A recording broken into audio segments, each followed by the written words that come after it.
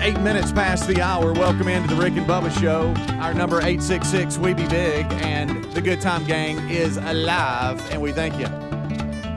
Got a lot happening today. We'll discuss, break it down as we always do here on the Kickoff Hour. Willamette could spin. Bible study live today, noon Central. We have another NIL contract that we need to make official, and it has to do with the Mississippi State Bulldogs track and field athlete Helen Claire Edmonds, one of the latest Rick and Bubba NIL contracts, and we'll talk to her via Zoom a little bit later in the show today. Congressman Gary Palmer scheduled to be with the show as well, so a lot happening today. And as I mentioned, plus your phone calls, 866 We Be Big. Well, Eddie Van Adler, he is here, and over to my right it is Greg Burgess and Michael Helms. What's up, guys? How are y'all?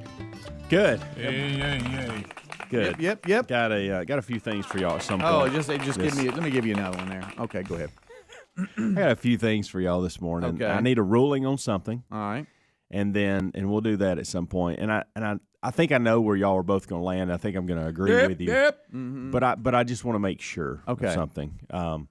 And then something's happening today in my world that's never happened before. And I also want a prediction from you two on how you think it will go. What that stopped up nose you got? I know. Is it stopped You up? sounds like it. You sound like Rudolph. Probably got COVID. You do. Yeah. Yeah. Do I really? Yes, you do. Huh. Probably have, a mighty year spread. Do you know what I told? And I don't know what it is. Greg, you're the closest to I don't know what it is, but every Sorry, time I buddy. go south, okay? Excuse me? Like Dothan, Oh, gotcha. Mobile, Right. Pensacola. Understood. Anywhere in Florida, really. I have no allergy issues at all. Like I like to move there because of it. But then when I come back, it feels like everything was missing, and now it's all back. Yesterday So- you seemed fine. Well, I know. That's I had to get a huff. I don't know. I just assumed that it may be that because I'm still I take my normal medicine that I've always taken. You still got your taste? I do. Smell? I can smell. Okay. just Don't checking. feel bad. So I'm just asking you things a doctor would no. ask. Well, and I had to take a kid to a doctor yesterday. That's always And fun. I had to Just any kid or one That's of yours? one of my favorite one things. of one of mine. Because I I didn't picked know some mine. random kid. Yeah. He And- looked like he didn't feel And it good. had Begging for the doctor. it had zero to do with COVID. But you have that disclaimer. Like I came in this morning, it's like, yeah, and I told y'all about this awful experience that I had yesterday at the doctor's office. But I felt like I had to say it. Hey, they don't have COVID. It was something else. Greg, before doctor's office, not stopped up. Afterwards, stopped up. Ooh, It's been about could be a connection. it's been less than 12 hours since I've been there. I'm just kidding. You probably. And I may. You never know. Yeah. You never know. You know, that is true. I did notice you do never yesterday. I guess it was around lunch. There was some allergy stuff going on. Yeah. Because that's when I told Amanda, if we'd moved south, I wouldn't have to deal with this. Yeah. I made that comment. Okay. Sure. Now, what city is it considered? If I go past this city, I don't have allergies. Is it Montgomery? Well, I didn't figure Dothan would be in the mix, but Uh-huh. evidently I think it is because I didn't struggle at all this weekend Okay. down there. I don't know. I just didn't know because I know, The Gulf Coast's always been good to my Sure. allergies. Always been good. All right. Well, there you go. I think Jacksonville, Florida would be even better Okay. if we're just pinpointing areas. You're really going down there. Yeah. That's where I would like to go. Well, I love. We've got a little bit of breaking news Uh-oh. that has happened overnight, and it seems to be one of the biggest stories out there. And that is that Obama is scaling back his plans for his 60th birthday party amid COVID boy, concerns. I'm glad of that. No, seriously, that's like breaking news. Everybody's sending out notifications. President Obama has scaled back his plans at Martha Vineyard's 60th birthday party, where hundreds of guests were invited. I think total of about 700 once you add in staff and everything else. A spokesman of the former president said that the outdoor event was planned months ago in accordance with the public health guidelines, but since then things have changed. And due to the spread of the Delta variant, the president has decided to significantly scale back the event to include only family and close friends. That's the breaking news. Well, I hate that. Y'all know I got an invite. I know. Not gonna be able to go. No Dang more. it. No You didn't more. make I'll miss that cut for Well, sure. they wouldn't let you in anyway because I think you got to get tested before you go. You wouldn't pass. Now my eyes are itching and my nose feels like it's running only because y'all brought it up. Okay. Well, this is good. This is good. Well, I know Greg how he is, and he's the closest one to you. But Sure. Greg, you're fine. Don't worry about it, buddy. Don't worry about it. You're fine. Don't you worry about a thing. As I said, we do have another NIL contract. You How know, about Rick that? and Bubba, we're doing our own Yeah. NILs, and we have a track and field athlete at Mississippi State University who is going to be under the Rick and Bubba contract of NIL, and that's name, image, likeness. For those of you that do not know, NCAA, you know, all that, they cleared it. I'm just saying that for those that are like, huh, what? And so we'll have her join us. She is from Tuscaloosa. She went to American Christian Academy, and now at Mississippi State University, where she is on the track and field team. How about that? High jumper too. Look How at that. about that? Look at that. You know, those high jumpers, the high jumping and the long jumping. The long jumping is, guys, when you're having to time down the line, I saw some of that. USA Network, it seemed like the main NBC channel had more of the, gymnastics on, and early on they had a little bit of track and field. Some of the other channels seemed to dial in on track and field, and they stayed there the rest of the night. And they really stayed on the male long jump. Yeah. And there were so many of them going over the line by half a foot. Oh, yeah. Your toe hitting the line, and then they hold up that red flag, and they're like, "Gosh almighty!" And you only get 3 jumps, so if you go over the line, there's one. it. You don't get a redo. Flag. Flag. And so anyway, that just made me think of that because we got a track and field NIL, our first track and field NIL.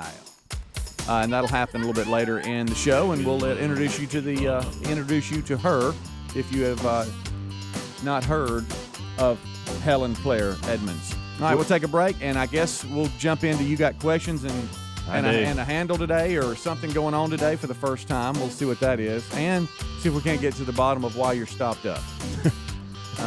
If Bubba finds out, I don't know if he's coming in. Rick and Bubba, Rick and Bubba.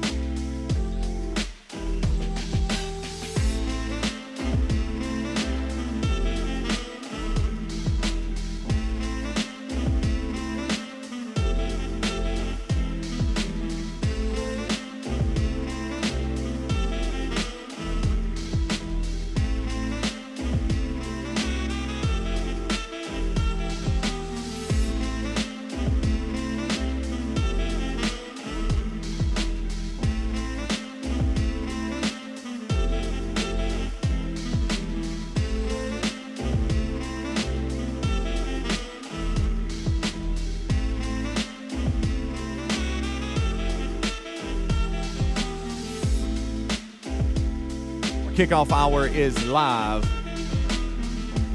If it was Helmsy talking, he'd say, Is it that bad? it isn't here. You know how we are. I've heard best ofs when I'm playing those. There was a run. There was about a 2-year run where I sounded like Rudolph. Yeah, and so am I back to that today? Well, I mean, not as bad. How do I sound? Still early, though. It's pretty embarrassing to listen to that back in the day. yeah. Well, we got to come in and knock it out. Yeah. I mean, what do you do?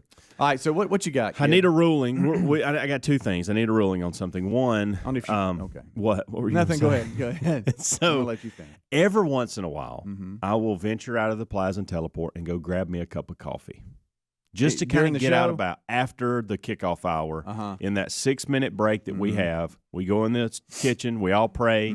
I've got about 2 or 3 minutes left of that break. Then we play the national anthem. So I've got like 5 or 6 minutes that I can get over there and get back. It's like getting out and about for minutes because it's the only time we can leave, really. And so I asked Greg this yesterday, and I want to get your thoughts on it. Adler can chime in here, too. I'd like his thoughts. So I've been going to Panera because they've started opening up earlier. It used to be that Starbucks would beat them on when they opened, and now Panera's back to opening at 6 o'clock. So I go over there and get a cup of coffee, come back over here, and sip on it, sip on it, sip on it. Can I go back over there and get a refill? Can I get it if I've left the premises? So you're saying in store you get free refills? Yes. Okay. If you stay in store? I get yes. Do you? Yeah, I always do. Well, I mean, that doesn't mean it's correct. And I looked it up yesterday, and they do give free refills. But I don't think that means for people that have left the building. Come back. I mean, But I'm so close. That's like when you buy these special mugs at the grocery and you can fill them up every time you're in there. I've I've personally never gone back over there with my same cup and got a refill. But I thought yesterday I was kind of wanting a little. I normally drink the 1 cup and I'm done. And I thought, well, what if I wanted a little more? Would it be okay for me to walk in there and? Well, act like you never left. Well, Greg, I want to do the right thing, and I don't. All right, so do you remember we had I've been in we here had this whole time. We had someone that we met that worked across the way here. Yes. And you're talking about that sweet tea deal. And they would take advantage of free refills with sweet tea, and they would walk back and forth. And that place seemed to be perfectly. That's what I'm talking about. And that something place seemed to be perfectly fine with it. Yeah, because she still had the cup and everything, and she just Well, a finished lot of them it have up. a special. You buy this cup, you can always get refills. Right. I don't know if that's think what it that was. applies in what you're doing. I I think you're basically ripping time them out. off. First of all, I haven't done it. So basically, you're stealing. I haven't done Yeah. it. I'm saying, but I this. want to know if it's okay if I wanted to do that. I think here's what you should do. It is if nobody says You something. get the coffee. I mean, you get the coffee. see if anybody and cares. I would say you sit there and you try to kill about half of it, fill it up, and then leave. What? You know what I'm saying? Because you're in the store. But I wouldn't. You're in the store. If you get free refills, then you're in the store. Then once you leave the store, then you're done. yeah. That's my ruling. I think that's always been my ruling too. Right. I just thought I might be missing out on something in life. Right. You know what I mean? Yes, because if not, you're just some guy that walks back in with a cup, and they're going, "Who's this guy?" They do have Yeah. a back door you can go in. Right. Did we clarify it's okay if you stay inside the Yes, place? it is. I'm not It sure is. if that's okay. I've looked it up. It is. All right, if So that's okay. we eat there a ton. Just pretend you didn't leave. And but Greg, I don't want to do No, he's that. trying to ask if what we're to not do. pretending. What would be right? We're not the right thing to pretending do. anything, No, Greg. no. All right, let me see. Let me ask you a you question, got there, Helms. tall boy. Yes, I do. This is a sparkling water, tall boy. I didn't know they made these, but they do. Uh-huh. That's a long wheelbase. Yes. Interesting. You technically don't leave the premises because you do not get in a vehicle. That's a good point. Yeah, but you went out the door. That's a technicality. Technically, vis-a-vis, you've never left concordedly. If I could say legally speaking. Where'd you get all these words? I think once you leave the door, you're out. I rest my case. Right. That's kind of the way I've Once always you leave the approached door, it. it's reset. Now You they got to do buy another They one. do have outside seating. They do. Okay, but what if I that- sat down in a chair and then went? Greg. But you didn't. You came over here and did a show But for I an hour could. and went back. Yeah. What if he goes outside, sits in one of their chairs, keeps the chair fixed to him Yes. as he Brings it walks here. back Yes. here to work, Yes. walks here to work, but he's still in their chair He never Are left. you listening on what to I do? am. He I never know you left stopped their up. chair. Yeah. There it is. There's your free coffee. Right. There it is. I say it. just pretend you've been in there. Greg, I'd go with that. I notice you're battling yourself on what to do that's right, and then just act like you're doing something else. Well, I mean, are you nobody really cares battling then. right Ellis now? is watching. That way you don't have Ellis to, is watching. You don't have to deal with it. Ellis is watching your every move, Greg. Your grandson, Ellis. Think of him. Influencing him. You got money. Who cares? Just go buy I another don't. one. Well, and I don't. I mean, Well, look, usually I don't look, even look, drink everybody more knows than a that. cup. I How just about kind of this? wanted to know if I'm sitting around here one day and I've got a couple of extra minutes, can I just walk? Would over it and feel get a better? refill? Would you feel better if? I mean, are you in there enough to where the manager looks at you and says, Oh, hey, yeah, man, we're how on you doing?" first name basis in that Would place. would you feel good about? Hey, I know you get free refills. Do you mind if I walk back over and get one? Yeah. And he might say, Now, I'm "No, gonna that's walk right fine." by a coffee pot in the kitchen, but I'm coming over. Right, yeah, and that, we're gonna put that over here. put that on side. because that's weird in Some itself. people- That bothers me. That bothers me. well, It here's the does thing. bother me. When y'all Then order you don't have to coffee, deal We with have this. coffee here. yeah, Right. I know, Good but stuff. the way y'all mix it sometimes, I just don't like it. Oh, now I'm See, particular. well, hey, when you go to Starbucks, if I went over there right now, would y'all order the same thing I did, or would y'all Yes. get something I've different? never I walked would in and got order- anything from Starbucks. The only time I got anything from Starbucks is you went and got it.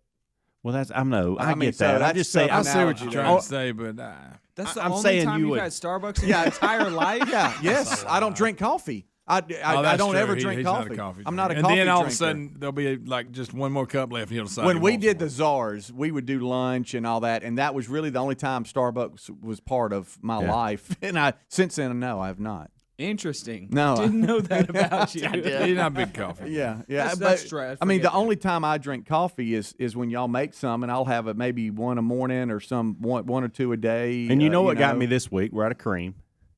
Okay. Yeah. Remember, we're out of Yeah. cream, and that Yeah. was part of me walking over there because I hadn't been over there in a while. Right. I will tolerate the coffee here. I like it. It's just sometimes y'all make it like it's How would you make motor it? oil. How would you make it?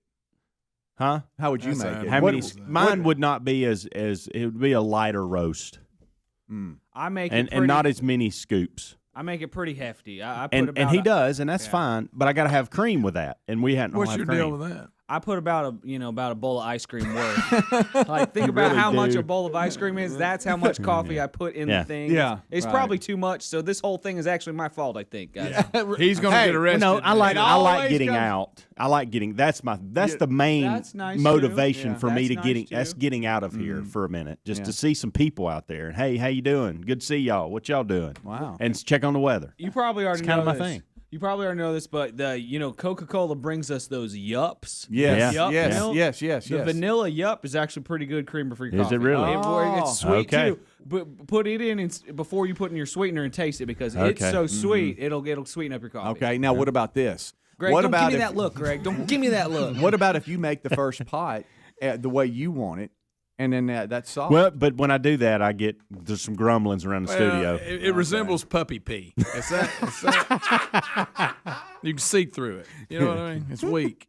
All right, well, we got a lot of drama I know around what here. you I didn't mean. know. When I pour it, I don't want to be able to see it through it. Well, if it was- listen, I Speedy, like if it- coffee a little strong, but you overdo it. I do. If it was drama, you'd know about it. That's the Right, that's the right. beauty of No, us just men some- is we just go handle it. Like, yeah, hey, some internal drama. I but just now, fixed it. I walk over there. I think that you need to just look at the manager and go, "Hey, you mind if I come back? Is that Just fill legal?" it up. You know, Don't here's what ask. you do: you sneak in there and act like you were just in the bathroom the whole time, and then just come out and just be like, "Whoa, I just blew that bathroom up bad. Just getting some more coffee."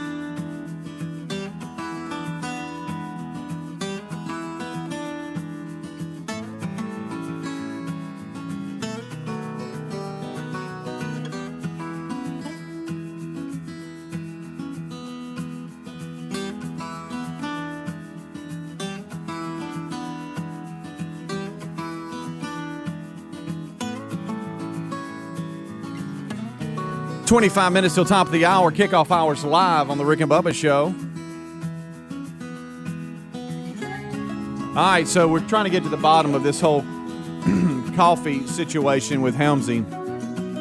At the City Center, for a lot of you, you might not know this, but there's tons of places that are around the City Center where the studio's located in walking distance where you can just walk over and grab something to eat or, grab some coffee or whatever. So Helmsy is referring to when he goes to Panera Bread to get some coffee, it's literally in walking distance. You could throw a baseball and hit it. Yeah, you could. It's close. I mean, you got to be long tossing to do that, but I mean, you could do that. But he likes to go over and get some frou-frou coffee, and it's not frou-frou coffee, and wave to everybody in there. It's just a light roast with a little cream and one pack of sweetener. That's all I get. And if they have the jar of honey out, sometimes I'll put a little dab of that in there. Right, and it bothers some of us that he bypasses our coffee here that we make in the studio, or Adler or Greg make, and goes over there. But then you said you don't like the way they make it. Well, it's just they make it too strong. For me, coffee is a preference. I don't know if y'all know this or not. It's not a one size fits all. No, right. It's a preference Correct, thing. And correct. so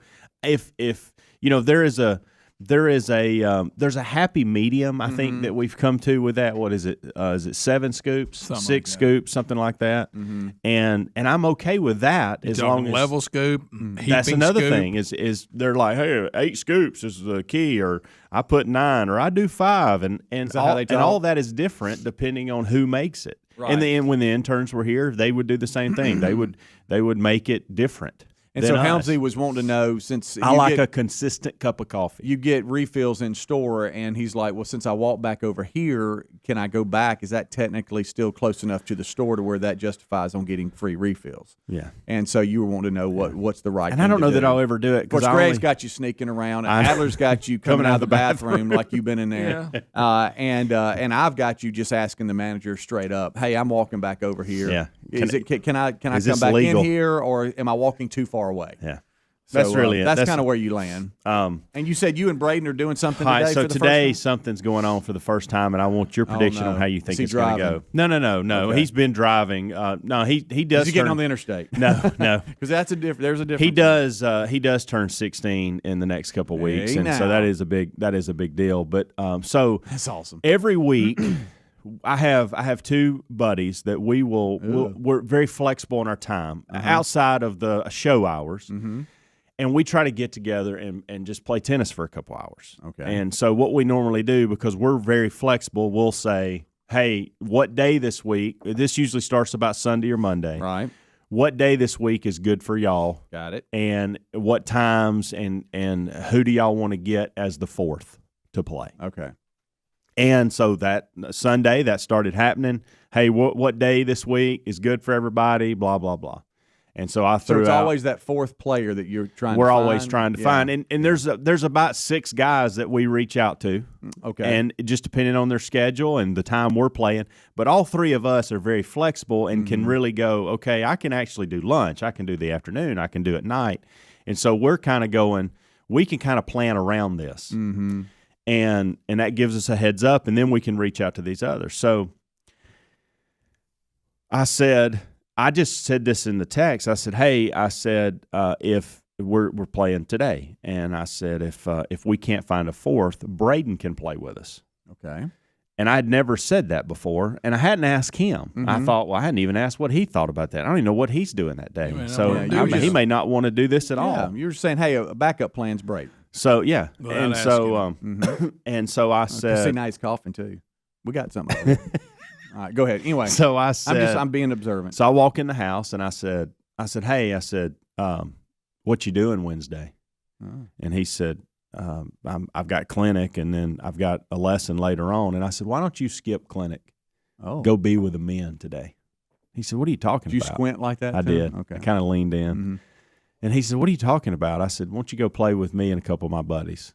Ooh. And he was like, okay. I completely expected him to go, no, I ain't doing that. I'm out. Yeah. Don't want to have anything to do with that. geezers. Yeah. Because for the last year and a half, I don't know for those of you that don't have teenagers, there's going to be a 1.5 to 2 year run where they don't want to have anything to do with you. I mean, lasts a little bit longer now. Zero. Well, here's what I'm saying is it zero to do with you. Yeah. Now they're gonna come out of that and start doing a little bit. A little bit, yeah. And up to the time where it's zero that they're gonna do with you, you'll see a little bit there. But there is a 1.5 to 2 years where they don't want you to even look their way. Period. So I've noticed him coming out of that. So I thought, well, maybe this is the time for us to do this. I fully expect him to say no. So he's all fired up about it. He's like, this will be fun. Now, a couple things. One, I like the idea of him being around other men, especially these two guys. Now, one of them has got a little Uncle Greg to him. Okay. So Greg claims they need to hear that. Which Absolutely. I agree with that. Like, Braden will learn some things today about the world, the real world, that he's not going to learn with his buddies or me. Okay. Somebody's got to teach him that.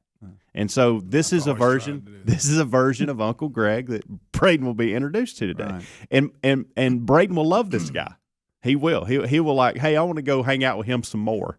That's what's going to happen, which is fine, okay?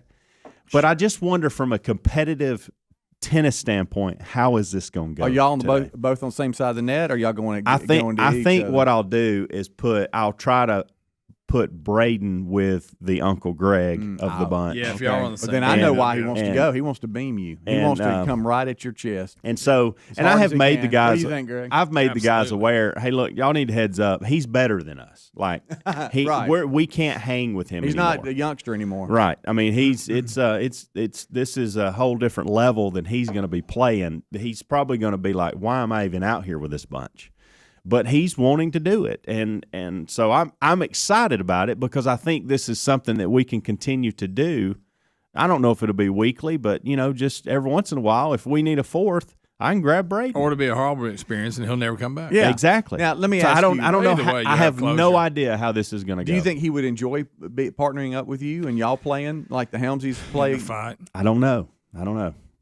That's another thing is I don't know if Amanda actually asked me that last night. She goes, "Are you and him going to play together, or are you going to play against each other, or are y'all going to swap it up?" And I think we'll probably at some point swap it up and play a little bit together. Yeah, but I don't think he wants to. I think he wants to be across the net. Oh yeah, he wants to look at you and go, "How about that?" Yeah, mm-hmm. He wants to get you running.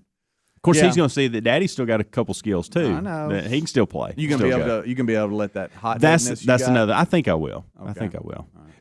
Really, because these two guys, I don't want it to ruin it for them. You know what I mean?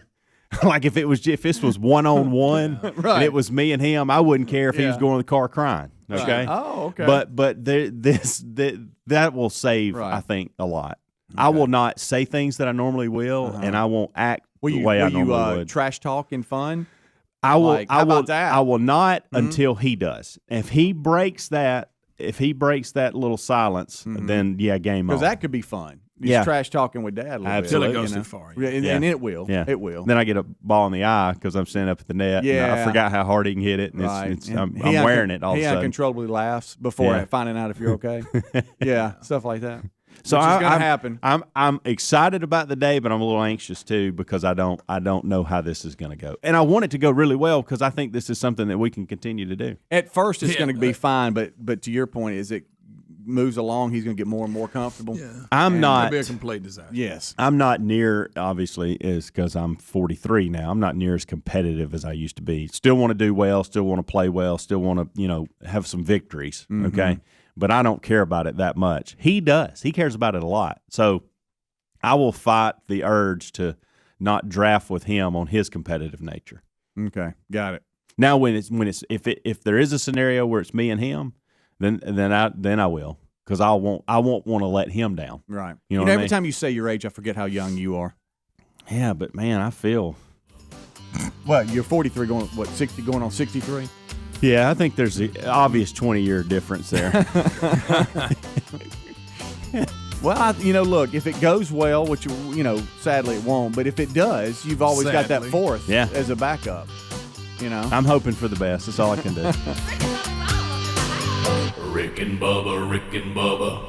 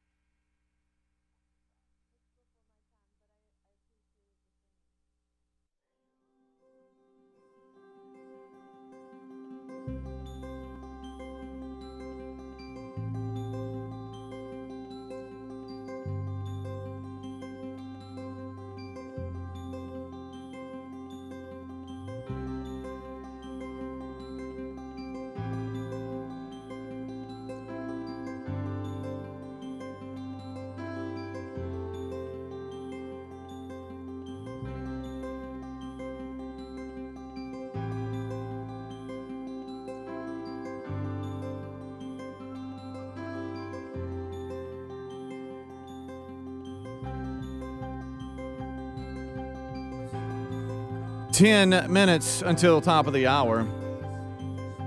Thank you so much. It's the kickoff hour. Rick and Bubba join us right after top of the hour.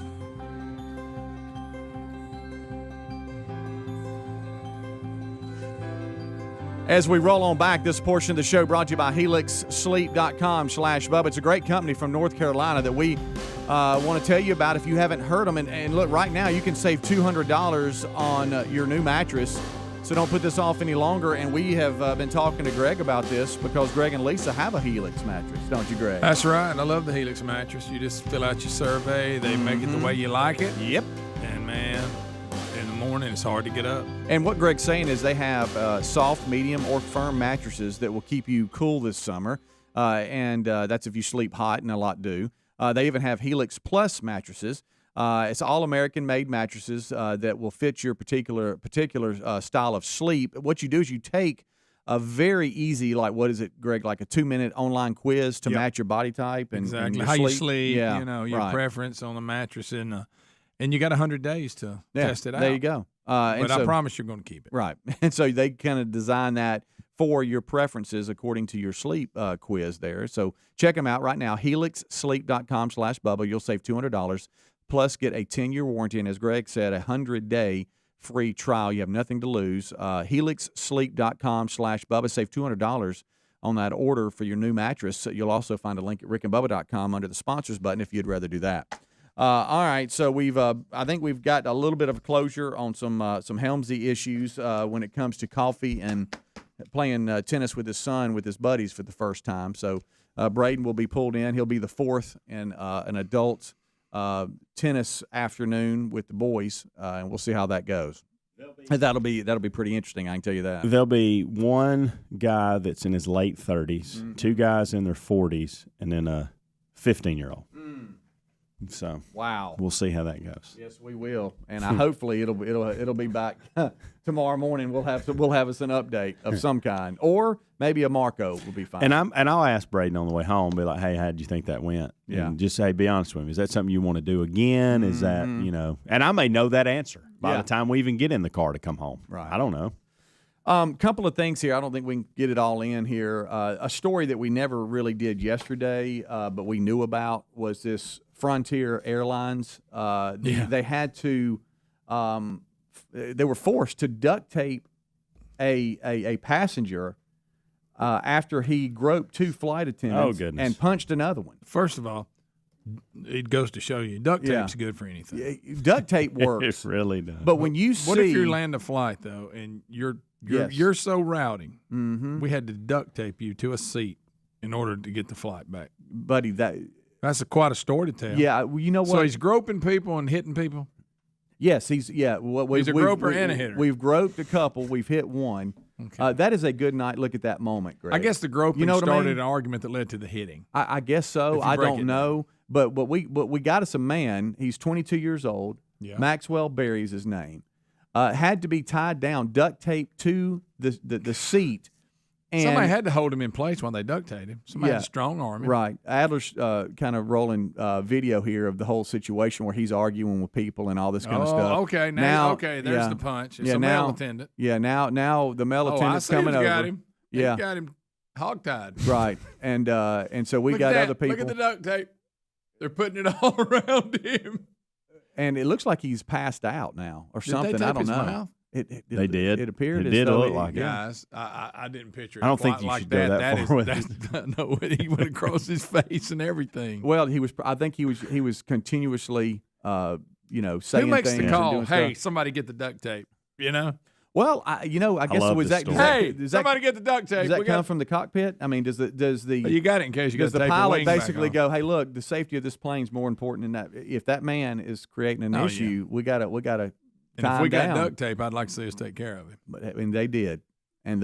What about when you're cold and you're sitting there and you're taped? Right. And you went from being Mr. Groper, Mr. Fighter, and now I'm cold and taped. What if every once in a while, let's say once a month, one of us had to be duct taped in the golden ticket seats for like an hour or two? Okay, y'all want challenge. Mouth and all. Mouth and all? Yes. Oh, wow. Hey, don't think they duct taped him like a mummy, just him. They duct taped him to the seat. It was around the seat and to where looked he like couldn't he went get across up. his mouth. Trapped. It did. And what I love is that to make it better, the male flight attendant kind of came and pulled the tape a little bit to where he could breathe. Yeah, Decent. that's probably a good. That's idea. nice. All right. Wasn't that nice of him? So, but if y'all want to, I'll do this. If bring a roll of duct tape. Okay. Now you can't leave me now there. we got some in the conference room, so don't say this. You Yeah. better be careful. I will let You'll y'all be duct duct taped tape before top of me the hour. to a chair back there Okay. for one segment. 2. Really? 2 segments. Let me think about it. Now you be sure and pee before we tape you. No doubt. Yeah, 'cause that'd be rough. No, you got to let me out after 2 segments. Do we? What if we left you there for like 2 days? Golly, that'd be good. I'm thinking 30. I'm thinking 2 segments, 30 minutes. I'd like to know Yeah, what it 30 feels like minutes. to be taped to something like And you that. can't move. Yeah. You ever been taped down? No, at all? that's you know why I what, kinda Speedy? wanna I'm do it. gonna Not like go out on a nothing? limb Nothing. here and go no. Never have. Don't like claustrophobic areas, tight spaces, and I certainly don't think I'd like being taped down. You ever been handcuffed? I have not. What? That was real. I'm just kidding. Well, Let me think. you really looked off into the corner of the room. I think Everything they all had right? those zip ties when they arrested us. Oh, all. okay. Yeah. Well, Does that count? yeah. Okay. Yeah, it does. No, unfortunately I for have you. not. Thankfully, I have not been handcuffed. That's just ever. that was a bizarre moment I wanted to bring up. We had it yesterday, just never got to it, but bizarre moment. The commercial flights, I mean, you never know what you're going to walk into. I don't understand why people can't just act right. I don't I know. get that. This is a trend too. Yeah. Is everybody frustrated because we have a rowdy passenger story on a plane every day? Don't you- Normally it's about a mask. Yes. This would involve groping and hitting. If we wanted to, don't you agree we could do at least a couple a week? Oh, absolutely. I'm talking about worldwide stories Yeah, that we guys, see. They're there Yeah. constantly. I don't know what's everybody's problem on planes. I don't either. But nobody's happy. Nobody. I don't You got get it. well. I say there's a few, but there's always somebody stirring it up. Right. I mean, I know. Look, I know it's not pleasant, but can't we just all get where we're going? We and started then move culling on? some of the comfort animals, and that's helped. Yeah. Once we got rid of the peacocks and the pigs and all that. I mean, I would think flights that are like multiple hours. You're flying across the country, or it's an international flight. I could see now everybody's done, and that could turn into something. But these little skip jump, these hour and a half flights, can't and you they're just get through it? Can't you just sit there and get where you're going? Put your mask on if What that the makes everybody heck, happy. man? Come on. Now you've messed everybody up. But I guess they said, no, I'll tell you what we're going to do. We're not going to divert. We're not turning around. We're duct taping you, and we're continuing on. I'm telling you, these flight attendants, I'm starting to feel bad for them. Every time we turn around, there's footage of them having to fight somebody, or somebody's cussing them out. Or Would you rather be a flight attendant or a nurse for one day? flight attendant, because I don't want nurses say a lot of gross stuff. Mm-hmm. Of think I'd course, go- flight attendants do. I think too. I'd go nurse. It takes a special person to be a nurse. It's just got to be a calling. Yeah. Because it's you. To your point, you're really in there. Yeah, I think I'd take one day flying around fighting. Mm-hmm. Do I get to duct tape people if they get rowdy if I'm a flight attendant? 'Cause I'd like to. I know you're not very observant. Would you just throw snacks at people, and because you have to be very I particular? just set the bowl out and say, get what you want. That's what I thought. Yeah, we got some snacks in there if y'all want them. And how would the instructions be? Hey, y'all. Hey, y'all, if put your vest on and you pull that string and it'll work. Have a seat. Hopefully we ain't going to need it. And I'm going to be honest with you, if we do need it, it ain't good. And then you would tell everybody, don't be acting up in here. Yeah, don't act a fool. What's the Don't in-flight movie? The in-flight movie? Let's see. Probably Stroker Ace. I love it. This is a quick yes or no. One story we didn't get to, and I'm mad. Flamin' Hot Cheetos now has ice cream. That doesn't count. Would you Would you eat that? No, I would not. I would rather be a nurse and a flight attendant. It's ice cream sprinkled with Flamin' Hot Cheetos. That's a foul. Of course, the ice cream will kind of cool the flame. Yeah. I see you eating it, though. I'll try it. Rick and Bubba, Rick and Bubba.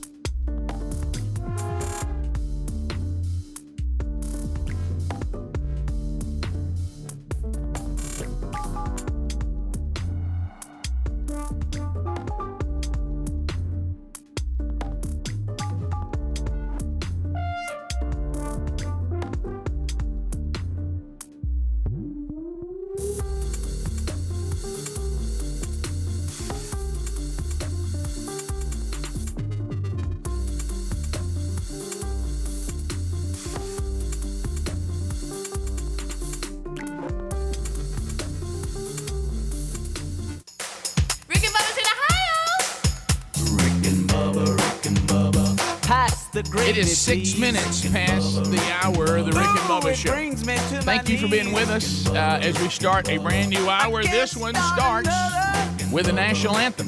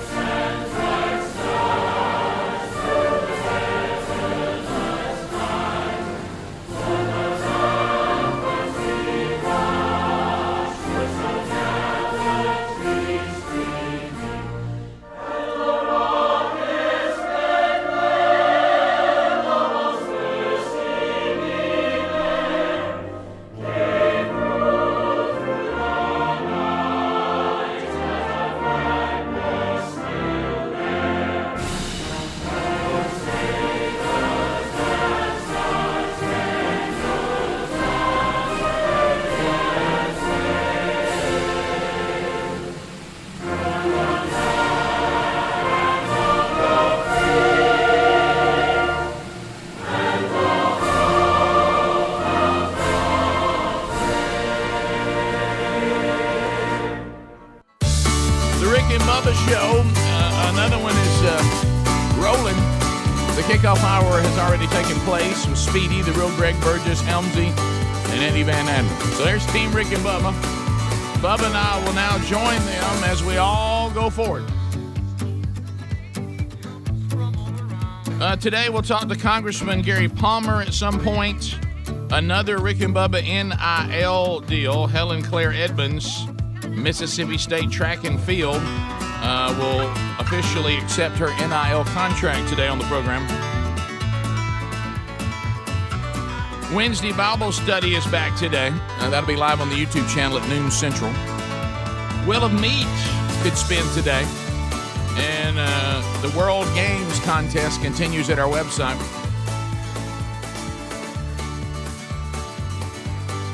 Across the way, there he sits. The pride of Cedar Springs, Alabama. Most of you probably know him best as the Silver-Tongued One, the man with a golden voice, Professional Lunch Eaters Man of the Year, the inventor of pizza in a cup, Shakespeare's worst nightmare, and the master of the King's English. Ladies and gentlemen, put your hands together for Bill Bubba Bussey!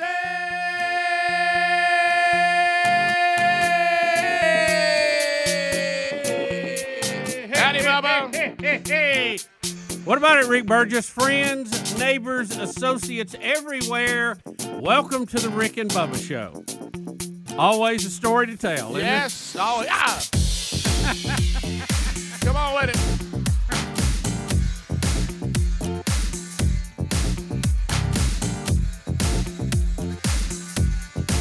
Let's go.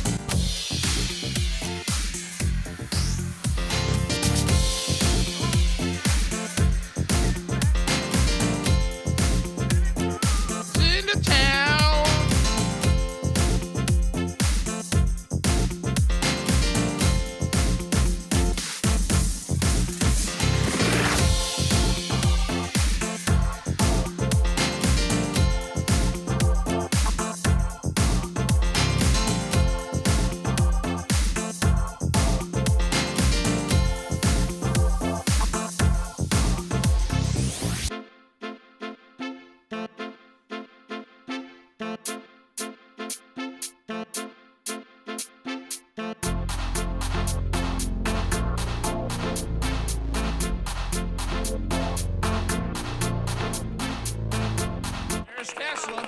modern day cowboy. You don't hear that much, do you, Bus? I like it though. That's a good one. That's a dandy right there. I think I saw Adler moving on that in a little bit. All right, so we have much to unpack on the program today. We got a lot of updates. I saw that. Update. So we had a world record. Oh yeah. I know that wasn't as apparently celebrated as much as a bronze medal with Simone Biles, but a world record, pretty incredible. Mm-hmm. What is it, Sydney McLaughlin? Wow, that was incredible, and she beat the other American, something Muhammad. I can't think. Yeah. Who, I was who everybody thought would walk away with it. Yeah. Rick, can I tell you, I was trying hard as I could to stay up to watch that race because we'd been following it for a night or two. Yeah.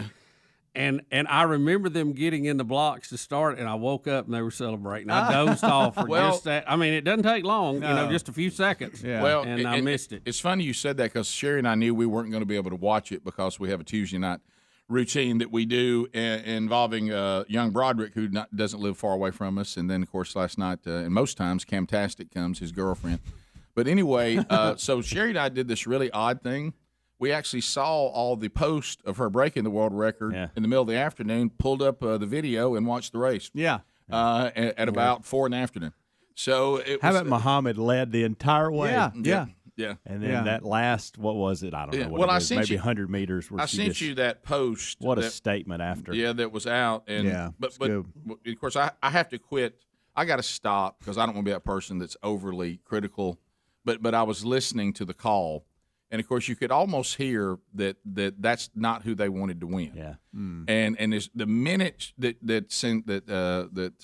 McLaughlin won, immediately if you listen, well, Muhammad overcoming COVID and all the things she had to overcome, still finishes second. McLaughlin would have got that world record without Muhammad. And you just start going, can the girl not have her moment? I love the Muhammad story. It's all great and all that. But I mean, can Sydney McLaughlin not just have her moment? Right. She set a world record and won the gold medal. And remember though, we pick and choose the stories and the things that they really want to celebrate. Yeah. And this seems to be somewhat of an unassuming, humble athlete who seems to love Jesus, and of course that's not as much fun of a story. And she smashed her own world record. Yeah, That's I who thought she beat. was the favorite. I thought. Did I understand Well, that right? but I was dozing off. I gave you. I'm talking about who they were saying that they Right. Remember Because that? I know fan Muhammad favorite, had I guess, had the COVID. Right. And she had come back. She'd only run like 7 races Right. like that year. Yeah. What I'm talking about, they had a narrative going, and they right. were like, "This is going to be how this is going to end," and then McLaughlin won it. Yeah, but to Helmsley's point, if you watch Delilah Muhammad, I mean, she was like She was led the whole killing time. everybody. Yeah, she was. And then all of Matter a of sudden, fact, Sydney comes. I mean, just Sydney flying. was like fourth or fifth back. Yeah. When they made the last 100 meters, and all of a sudden she turned it on. Yeah. So one of her posts was, "Records come and go. The glory of God is eternal. I no longer run for self-recognition, but to reflect His perfect will that is already set in stone. I don't deserve anything, but by grace through faith, Jesus has given me everything." That's somebody that Basically knows- saying whether I win or lose, I already have everything. Right. Yeah. Right. Yeah. But now That's that's strong. probably Yeah. that will. That's somebody that knows the word a little bit right there. Well, and hopefully we'll finish well, but not just in track, but in her life, because it's all how we finish. Yeah. But anyway, I just thought that was we were able to watch the whole race, just simply pull it up and watch it on your phone in the middle of the afternoon for that very reason. I didn't know, when you don't start coverage with the time we go to work, our primetime coverage, and God love you people on the East Coast. Yeah. It doesn't start till 8 Central, 9 Eastern. And once we're getting there, we can't extend it through too many events. But anyway, that was kind of a cool story. And then we have the Cuomo story, though. Governor Cuomo. Oh boy! Let me tell you, we sat here yesterday watching this. I As couldn't it was, believe what I was seeing. we could not believe that the things that he was being charged with, and we saw, of course, Fox News had it immediately. They were wall to wall with the Department of Justice there in the state handing this down, and we watched ABC, which we have on TV4. Of course, they had the wonderful view going on. It took them forever to start covering it. But finally, the list just got so long and got so bad on Governor Cuomo that they finally had to break in and acknowledge that this was taking place. Yeah. But it was interesting to watch how long it took for the other networks. And then we'll talk more today. Watching the awkward handoff from Chris Cuomo to Don Lemon was, hey, Governor Cuomo's got problems, and he's violated some of the things that the left have told us are unforgivable. Right. And they are grotesque. So, have they finally got Governor Cuomo hotbox? And is this a bigger plot? Yeah, Rick and Bubba, Rick and Bubba.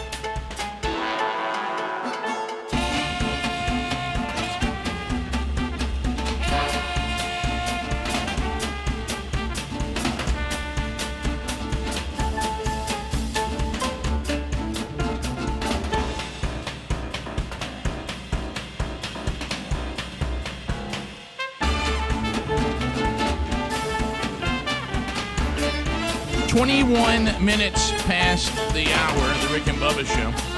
866-WE-BE-BIG. Thank you for being with us. We will talk to Congressman Gary Palmer coming up next hour.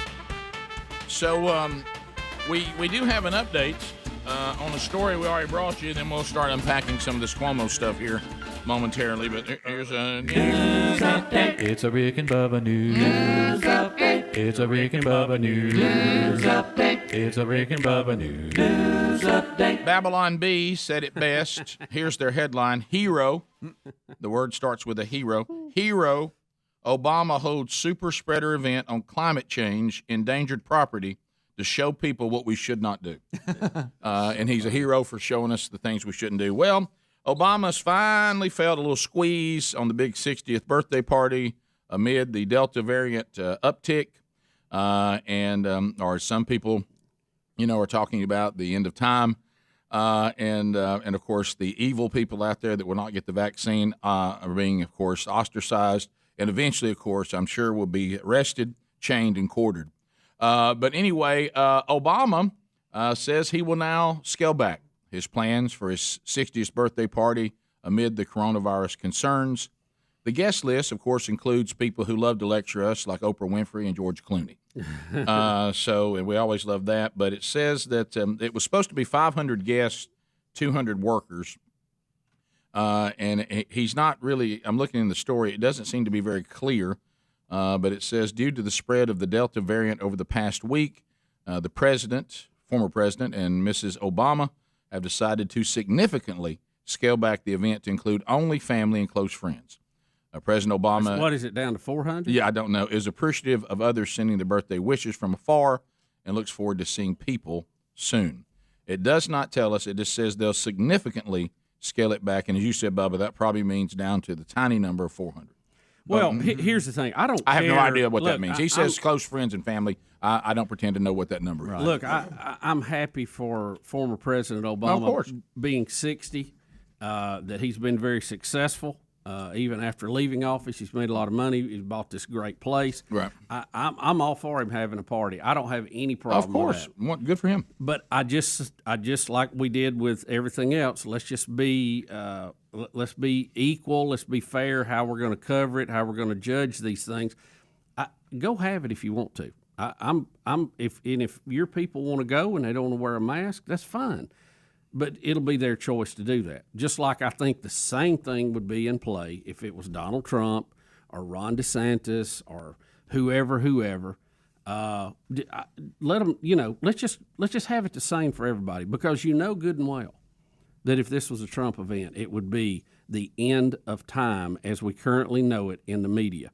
Yes. Now that's not the President Obama's fault, but it also is not President Trump's fault. Mm-hmm. So the media is the one that just get this thing totally out of whack. Now, is it a good idea to have it with this uptick? That's something he'd have to make a call on. But when you've been on TV telling everybody not to do these things, it looks kind of bad when you're doing it. No, because that's called consistency. Mm-hmm. So really, what he and I'm sorry for him. Maybe he needs to postpone it till this surge goes down, and then have you a blowout then. Or like you said, I really don't even have a problem with him saying everybody involved in my birthday party is making their own decisions. They can come or not come. They can wear a mask or not wear a mask. And we believe that we and other Americans, because that's the key, can have these types of gatherings now if you'll just be responsible. We don't know how many people there, may or may not have the vaccine or may or may not have the antibodies. But the bottom line is it's really the Obama's own business if they would also allow that same freedom to everybody else. Mm-hmm. That's the problem. When you don't want to allow that freedom to the everyday American citizen, but then you want to allow it for yourself. That's where everybody gets really upset, and rightfully so. So either be consistent by not having it or be consistent by having it. And I really don't care which one it is.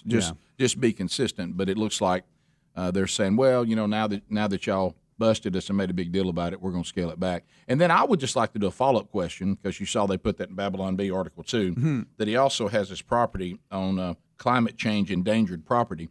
I do want someone to also ask him, so do you not think the sea is going to rise? What is he, 6 foot above the sea level there, Right. 4 foot, and they're saying it's going to rise 6 foot over a certain amount of time, and we pointed that out when they got this. What they're saying about it and what they're doing does not match up. Oh. And that's the problem with it. And I'm fine. Hey, have you a house on the beach? That's great. That's great. Nothing wrong with that. There's if nothing you can better afford it than- in this great country, Yeah, and you're a great absolutely. American entrepreneurial story, or you just you maximized your potential through maximum liberty with a free market and capitalism. Hallelujah! As long as you didn't ill-gotten gains and you did everything on the up and up, good for you. Yeah. Good for. I'm glad this country affords the Obamas to be able to afford something like this. But it is odd to all of us that when you want to get rid of the combustion engine and you want to keep changing, how we do Freon, because the end of the world is coming over climate change, including rising sea levels, and the beaches are going to be gone. But then you got a $12 million house sitting on one of the very beaches you say won't exist. Well, then, we and look, don't go look for this guy because he's got a foul mouth. But I saw there was, it's been a few years back. There was a panel on all this man-made climate change, and this guy on the panel went absolutely bonkers on a woman in the crowd. Because he, is a full-blown capitalist and does a lot of, financing this and financing that. And he got up, and of course he used horrible language. And he said, he goes, right now, if I want to finance anything in these places they say will not exist, they'll give me the money. He goes, they don't believe it. He goes, I can do anything I want to on all these places they're telling you that will not exist in the next decade. He goes, you think that people are going to finance me beyond when this thing is supposed to exist? He goes, this is lunacy. Yeah. They don't believe this, and you're crazy if you think they do because of what? The way they act. Yeah. No way do you put a $12 million property that is beautiful like this in that place if you believe the garbage you were shoveling about sea levels. That's right. You just don't do it. Or either you're an idiot. Yeah. It's just not true. And the problem is, even if all this is true, then they've caused us not to believe it by the way they act. And, of course, that applies to us on everything we claim to believe. Right. It applies to our faith. It applies to everything. I totally agree with that. But this is just – it sounds like I was going to have my party just the way it was till everybody started doing stories about it, and now I'm dialing it back. Yeah, you're not dialing it back because of the danger of COVID. You're dialing it back because you got caught. Right. Mm-hmm. Either these kind of gatherings are not as dangerous as y'all make them out to be, or back again, you're just being foolish. I don't know. They did Well, again, how many mayors, how many governors are we going to see that say and lock down and pass mask ordinance, and then it's almost 48 hours you have them somewhere without a mask on, or you have them out eating somewhere they're not supposed to be, or you have their kids out doing something you're not supposed to be. I don't think it's too much to ask for consistency from all of our elected officials, no matter where they come from. Right. Bottom of the hour. 866-WE-BE-BIG is our number. We'll be right back. Rick and Bubba, Rick and Bubba.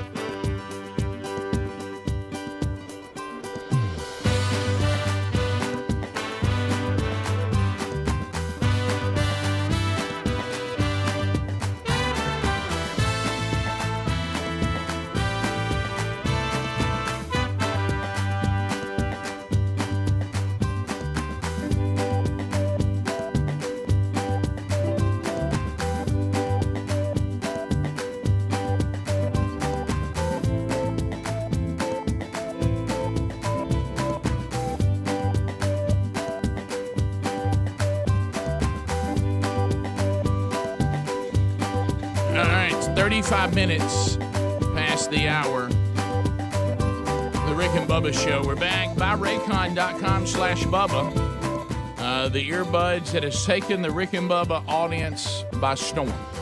And do you have yours? You can get them now by going to buyraycon.com. Get some for you, get some for someone else. They're about half the price of the other brands out there, and they're more discreet. They look much cooler. They're much more comfortable. As I said, you're paying about half the price. And if you go to buyraycon.com/Bubba, we'll get you another 15% off your order of the premium wireless earbuds.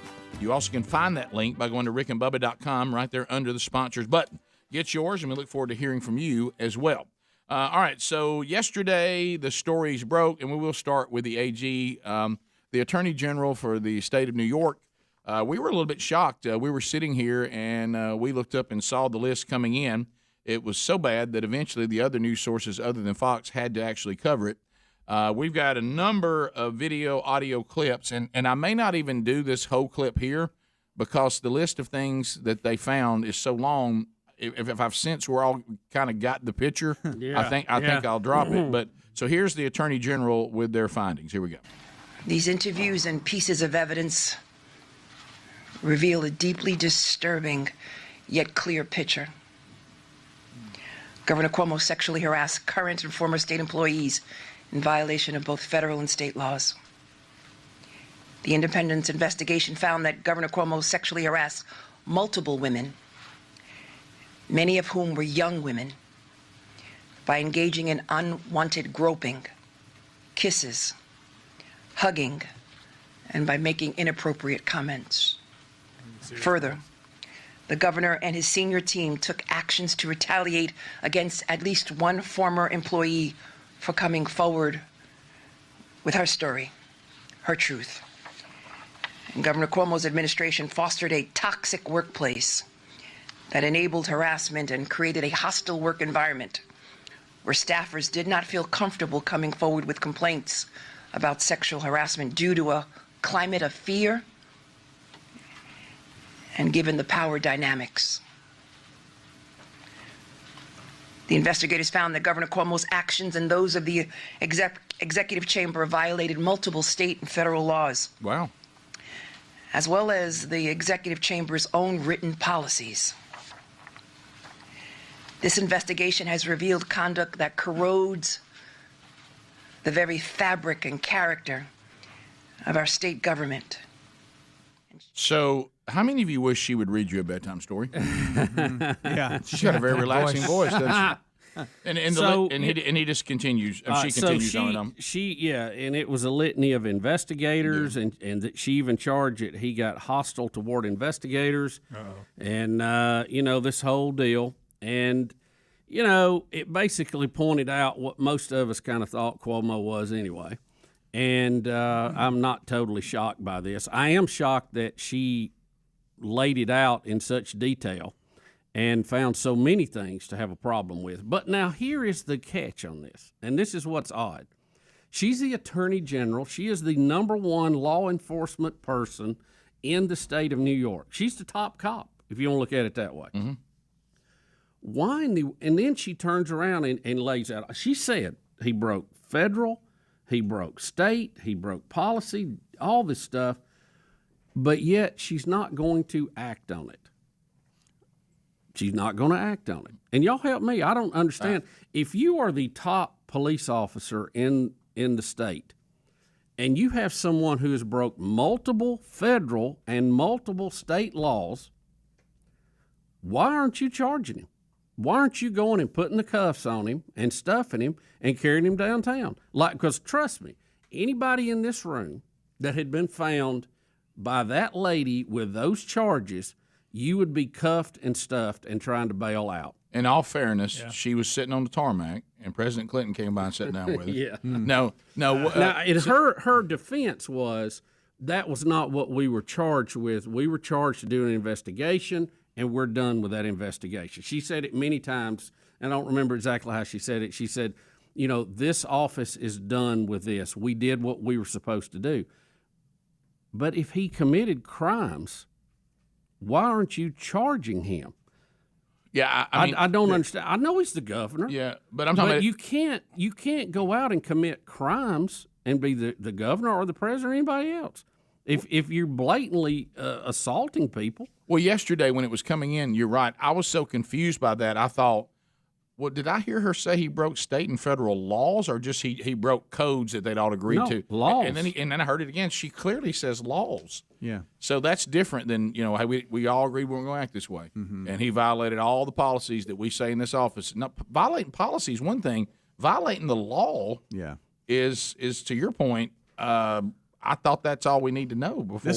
If Cuomo goes out of the governor's mansion up at Albany and takes a baseball bat and cracks somebody's skull open on the street, walks up behind him, does he not get charged? I mean, is it a total free pass? She mentioned that these were civil findings, not criminal, and so a lot of that's going to be left to the local judges of where it happened. So they think that's coming. So the local sheriff can go and put the cuffs on the governor. If the I guess the accuser presses charges to that point. Yeah. All right. So now we get what I heard yesterday. Now we Well, get I into still, if it's federal and state, multiple I know, federal and I state don't know. laws. She said state and And federal I'm not a law. law expert. That's just what I heard. So I don't know. Yeah, I'm trying to understand it. I don't know. either. Maybe if it's civil, that they they don't come Civil, cuff and stuff immediately. But anyway, Civil law is you violated. Right. We have a disagreement here. I know.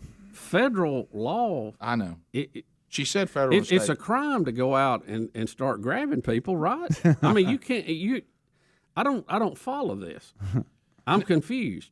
Now the president was asked about it because he'd made a bold statement that if this all turns out to be true, that Cuomo should resign. So he was asked yesterday, after the attorney general makes this speech, does the president think that Cuomo should resign? So here we go. Thank you, Mr. President. I have a question for you on coronavirus, but first I'd like to start with the news of the day, given back in March you said that if the investigation confirmed the allegations against Governor Cuomo, then he should resign. So will you now call on him to resign, given the investigator said the 11 women were credible? I stand by that statement. Are you now calling on him to resign? Yes. And if he doesn't resign, do you believe he should be impeached and removed from office? Let's take one thing at a time here. Here. I think he should resign. I understand that the state legislature may decide to impeach. I don't know that for a fact. I've not read all that data. And he's using a photo of you embracing him in his self-defense to say that these are commonplace kind of embraces that he made and the allegations against him. Do you condone that? Look, I'm not going to fly-spec this. I'm sure there are some embraces that were totally innocent. But apparently the Attorney General decided there were things that weren't. If I could ask you a question. So you can see Joe that, said, he's been accused of a few things himself. He's kind of How do I wishing this- stand up for women, Joe? yeah. Well, But look, in all fairness, Cuomo's innocent till proven He guilty. is. He should have his day in court. But now impeachment is not a civil action; it's a political action. So I don't know. It's very odd to me, the whole thing. But President Biden did say clearly he thinks that Cuomo should resign. Right, Yes. right. Yeah. Right. And he said, thinks that's what he said. Yeah, well, he said, some hugs are perfectly appropriate. Others apparently are not. He's on record for that. You know what he Yeah, should? like maybe some of them that I had. You know what he should have said? And trust me, I know what I'm talking about. Oh, what was I thinking? What was I So thinking? does Kamala Harris when she accused him of it and All then right. decided to run with him, even though he's a racist and a groper. Right. For some reason, Andrew Cuomo thought it was a good idea to put a montage out. Secondhand. This right here. montage is him hugging and being. Yeah. all- That's not a good idea. He's been in Wait a minute, public he's office his accused entire of- life. Well, he said he's- he releases a montage of him hugging people. Yeah, he said he's Italian. This is just how he does. This is just how he rolls. All right, so here it is. I do it with everyone. Yeah, Look, Black and white, young that was a man. and old, straight and LGBTQ, oh my God. powerful people, friends, strangers, people who I meet on the street. Let me tell you, that's not COVID friendly. That's No, not. it's not. no. If you wrote a book on Hey, how to deal if you with got it, your mask on, you ain't kissing nobody. But remember, I think one of the things that Bill Clinton wish they'd pulled that one out. Bill don't want nothing like that. If it ain't a woman, he don't want it anyway. Well, I think even Robert De Niro's like, don't pull me. Well, he'd rather that picture be out there than him on Epstein's plane going everywhere. So And look, don't write a book about it. I hate to say, I thought Cuomo's going into the land that is now forbidden. He's saying these women are lying. I thought you were supposed to believe him till proven otherwise. Oh, I thought they were absolutely the truth until you could defend it. Yeah. Well, you heard the AG use the term "her truth," did you? We'll be back. Rick and Bubba, Rick and Bubba.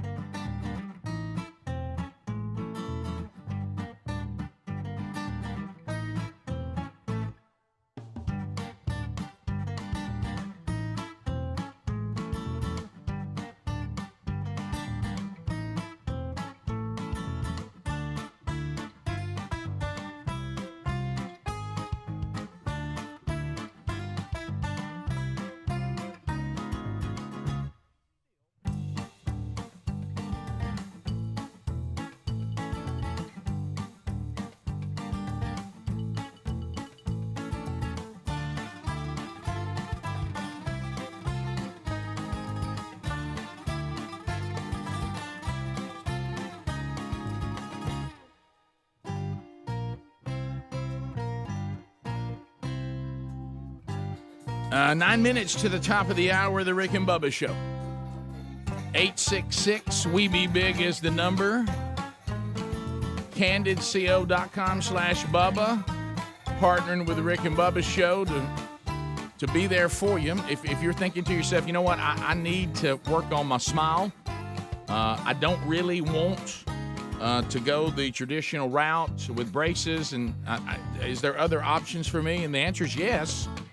We're talking about these comfortable, invisible, removable aligners, and they're going to be given to you by an orthodontist who's going to work with you from beginning to end. And be careful, because CandidCO.com/Bubba has some competitors out there trying to do the same thing, but there's a big difference.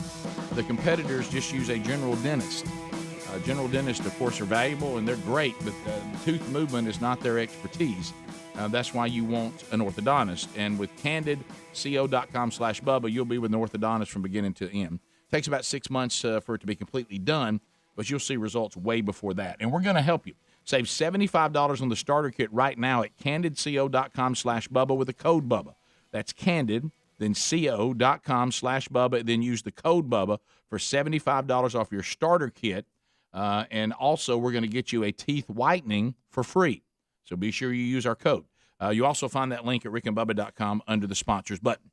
Continuing with the Cuomo bombshell yesterday, the Attorney General of New York said we found things in this toxic work environment where women were mistreated and used the word state and federal laws were broken.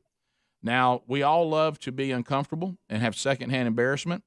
Andrew Cuomo, little brother, is in a little bit of a bind because now all this is the stories of the day. Even the main networks eventually have to carry it. And now you're sitting there on CNN, and you're going to watch this uncomfortable handoff from Andrew Cuomo, who never mentions any of it. Chris Cuomo. I'm sorry. I'm sorry.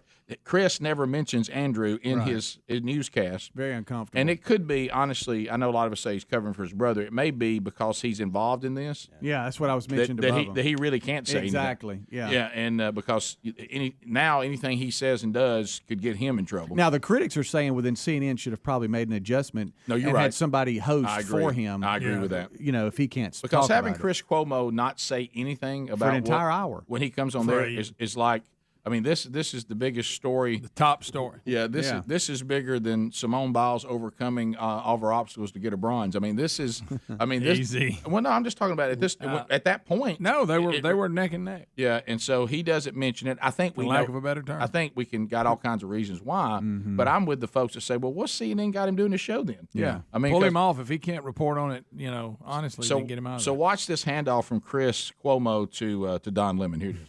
It wasn't that bad. Yeah. I can, because we've watched it happen. Yeah. And we've seen it happen before. Yeah. The good news is there's always a chance for change, and hopefully we'll see that here. But our hearts and our thoughts have to go out to the families of these officers who took their own lives. I'm going to make my witness, as you say, and you know what? Make your witness. I love you, brother. I love you, D. Lemon. All right. This is Don Lemon tonight. The calls are getting louder and louder. This is what I'm talking about. Top Democrats from New York to the White House calling on Governor Andrew Cuomo to resign.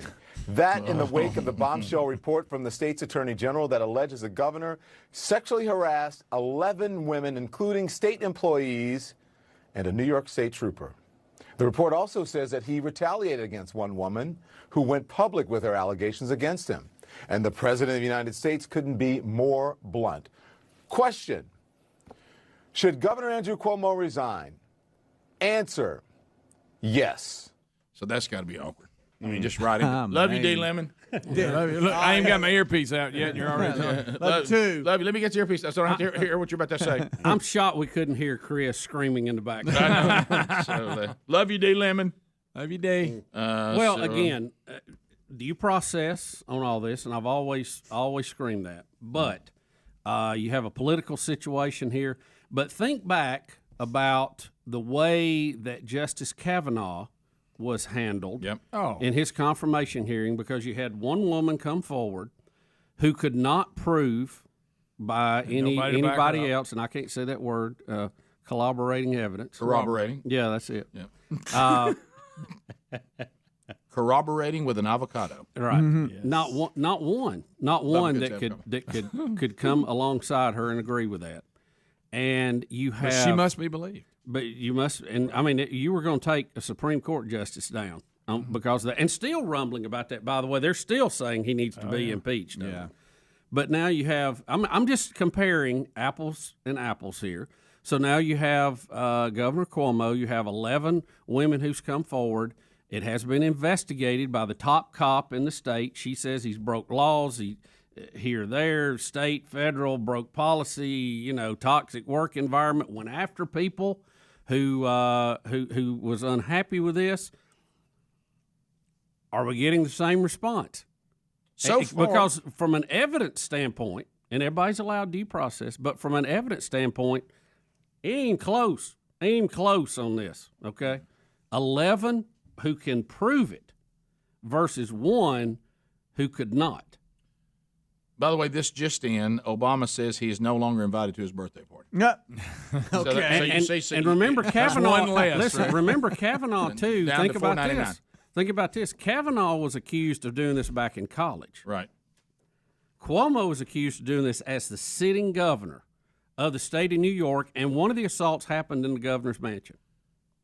Yeah. There is no comparison to these two. Not even close. And guess what? There is no comparison to the way that some of the demos are going after Cuomo. Are you ready? Now, some of them are going, yeah, he needs to resign. Yeah. But are you ready to hear? Well, they had a 20-minute speech for all of us when Kavanaugh was on the firing line. Milano was mad. I wonder how she feels about Hey, this. where's she at today? Remember she showed up for all the hearings? Hey, where is she at? And we seem to check in with her. Is she out in front of the governor's mansion? Yeah, she demanding him be removed? All right, she should be. Come on, do y'all want to hear Cuomo singing "Do You Love Me" to a female age, Charlotte Rick, Bennett? I do. I'm gonna have to I absolutely do. Here it I gotta is. take my headphones off. Here it is. 2019, October 4th. Hello. Hi, Governor. Yeah. This is Charlotte. Okay. Are you ready? I am ready. You don't know that song No, before your time. it's before my time, but I appreciated the singing. Do you love me? Do you really love me? Do you love me? Do you care? I'll have to listen now. Yep. It's like the 50s. It's before even my time. Oh, there you go. I wish I wasn't here. Now I have less of an excuse. You ready? Yes. Well, I don't know if as goofy as that is. What's this "Are You Ready" thing? Yeah. What's Are they? Why was she calling him? I don't know. Yeah, but what is? Obviously he's asking her if she's ready to do whatever it is. Is it? Are they going on a trip, or is it something to do with work? Is it something that we're talking about? Now, who overall? is this person? It's former aide of his.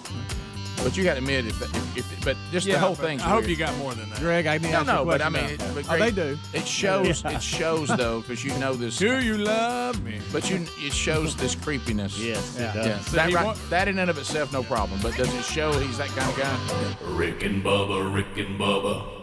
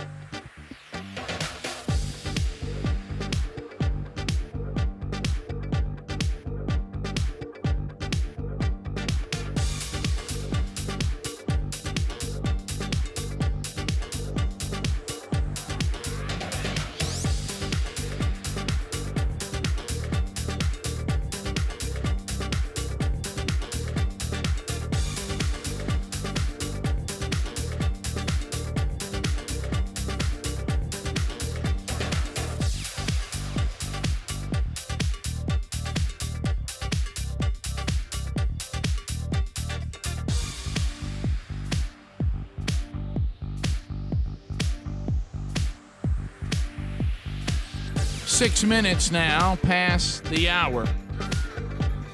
Rick and Bubba show still to come. Will of Meat could spin at any time today. Congressman Gary Palmer joins us.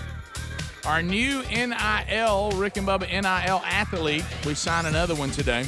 We'll talk to that athlete coming up here momentarily. And your phone calls at 866-WE-BE-BIG. Welcome back, Bill Bubba Bussey. Rick, glad to be here, and thank all of you for being part of the Rick and Bubba show. Rick, I'd asked the question. Let me just try to clear the record up on on the governor breaking the laws. Even-handed. I got an email from an old friend, and you have to help me with this last name, Abe Bogoslawski. Just call him Slaw. Okay, He's your Big friend. Abe. What your friend? What about Big Abe? Well, I just called him Abe. No, let's call him Slaw. I love that nickname. I like Bogo. I do too. Abe Bogo. You like that better than Slaw? Bogoslawski. Yeah. Is Slaw going with us? Is Bogo going with us? Yeah, they're both good. Well, now Slaw. I'm now in on Slaw. You have to do it that way. Hey, man. So who's going? Slaw in? Is Slaw going? And let me tell you what I like about Abe. He's big and like us, and he can play some tennis. I met him at a sectional tennis tournament years ago. He's from Arkansas. Great guy. And Abe wrote me and said this. He said, state and federal laws that she is talking about are anti-discrimination laws that prohibit discrimination based on sex. This includes harassment and retaliation. For this, there's civil actions, not criminal. The AG conducted an internal investigation like an HR director would do for a private company.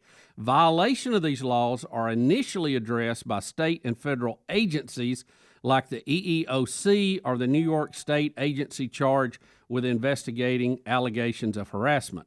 Once you go through the administrative agency process, individuals can then sue the offender in court. Hope that helps to clear it up. And it does. And also the Attorney General said the right thing. We've done what we're supposed to do, and now everybody can now move on what we found with their own personal cases. And then there can be pressure for him to resign because apparently these things did go on. Yeah. Thank you, Abe. Good to hear from you. Thank you, Abe. Thank you, Slaw. Big Slaw, Bogo. Thank you, Bogo. Babylon B weighs in. Experts are warning of a new Cuomo variant that is dangerous to young women and fatal to the elderly. Oh, boy. Gosh, that's good. So bad, but funny. But it's good. It is bad, but it is good. So we have that. And then the other. I do want to ask you on one of the Olympic things from last night, and we can get back to that later. But did you see the guy? And he's an American, and he was a hurdler. I think he ran track for Oregon, if I'm not mistaken. And he goes out and wins the heat that he was in. And then he knows the camera's going to be on him, and he turns around and he break dances, Rick. And he's really good. He moves his head around and all that. Stayed with it a little longer than you thought he would. Well, and I can't remember his name because I was sleepy watching it last night. Didn't y'all see him? Mm-hmm. Hey, he was breaking it down. It was funny. Yeah, anybody that break dances after they win, I have to pull for them, kind of. Yeah. Did you know break dancing is going to be a sport? And somebody told me in the next Olympics. Bubba. Is in Paris. Is that right? I haven't. Somebody told me that yesterday. A sport. Yeah. Oh, like with judging and everything.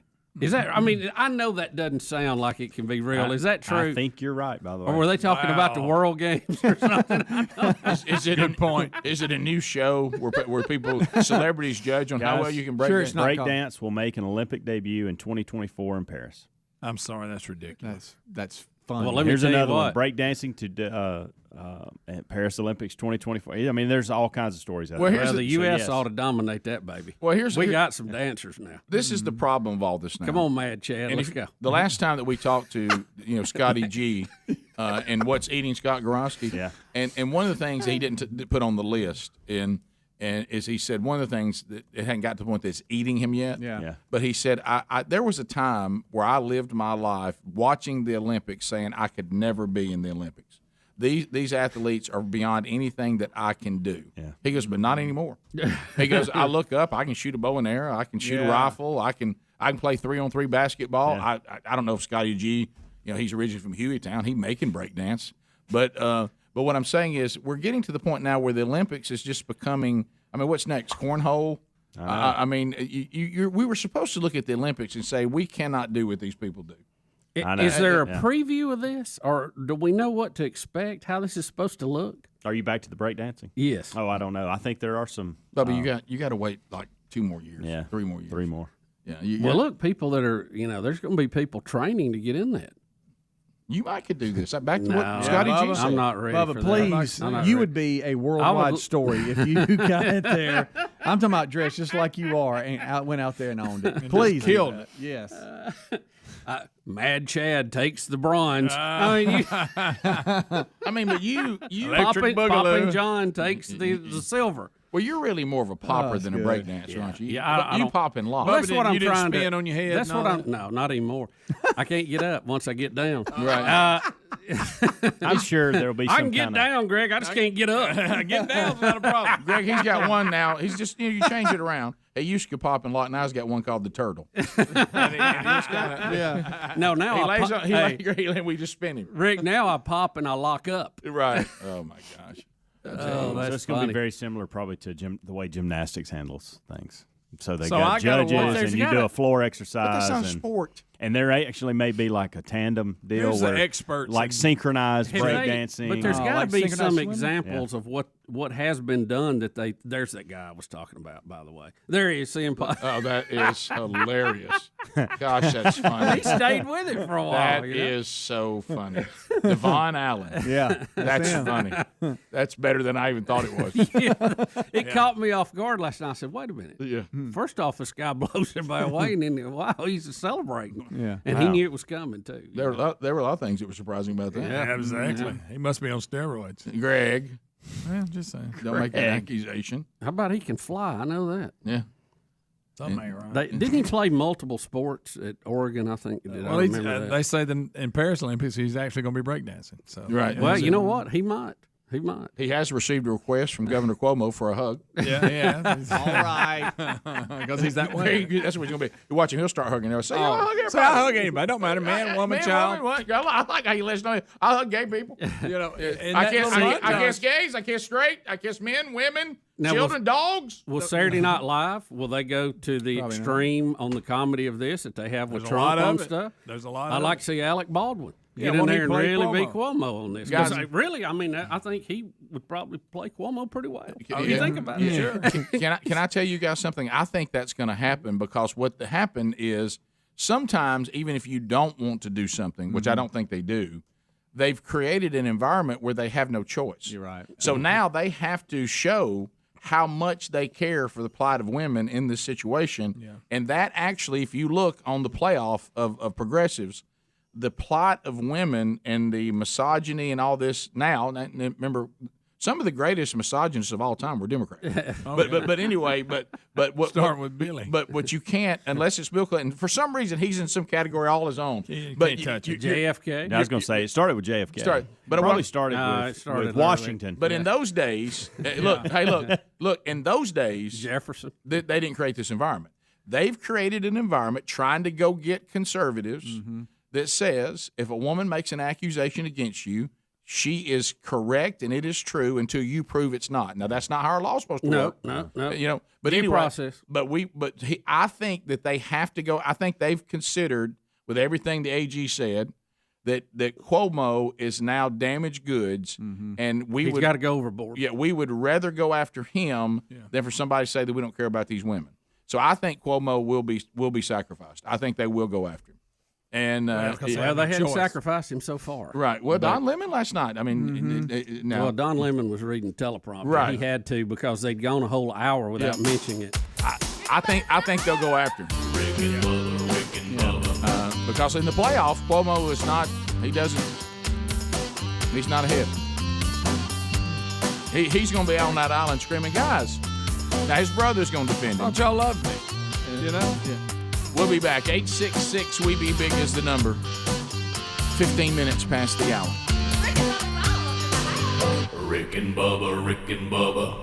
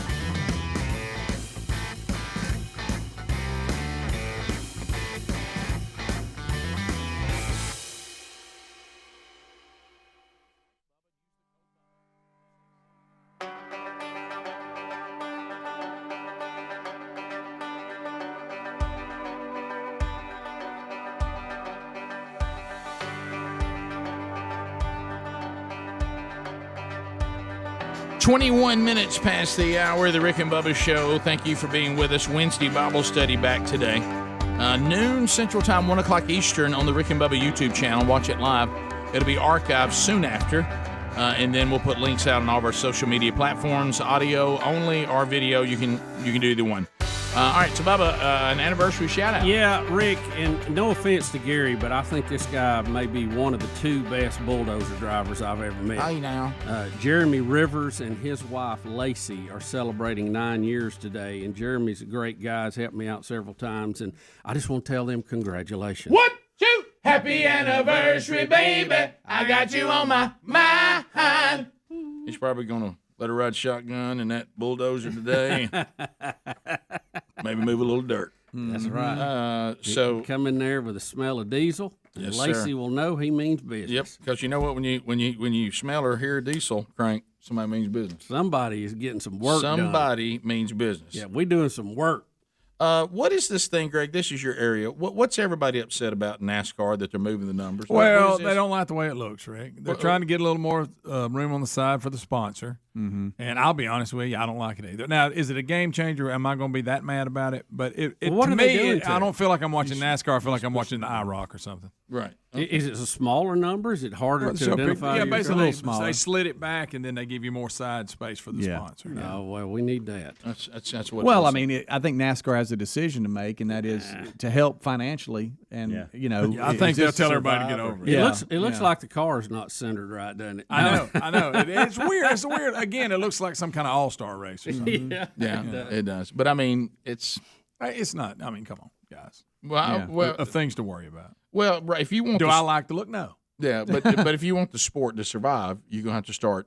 And if that helps the sponsors, if it makes them want to put their name on your car even more, Yeah, because you know, at some point, NASCAR, because of the if we don't go to electric cars, we're all evil. Yeah, I mean at some Let point, me tell you, I can't won't that watch. be funny when they go electric? I can't watch And electric cars go around that track and not hear or smell. How about fumes?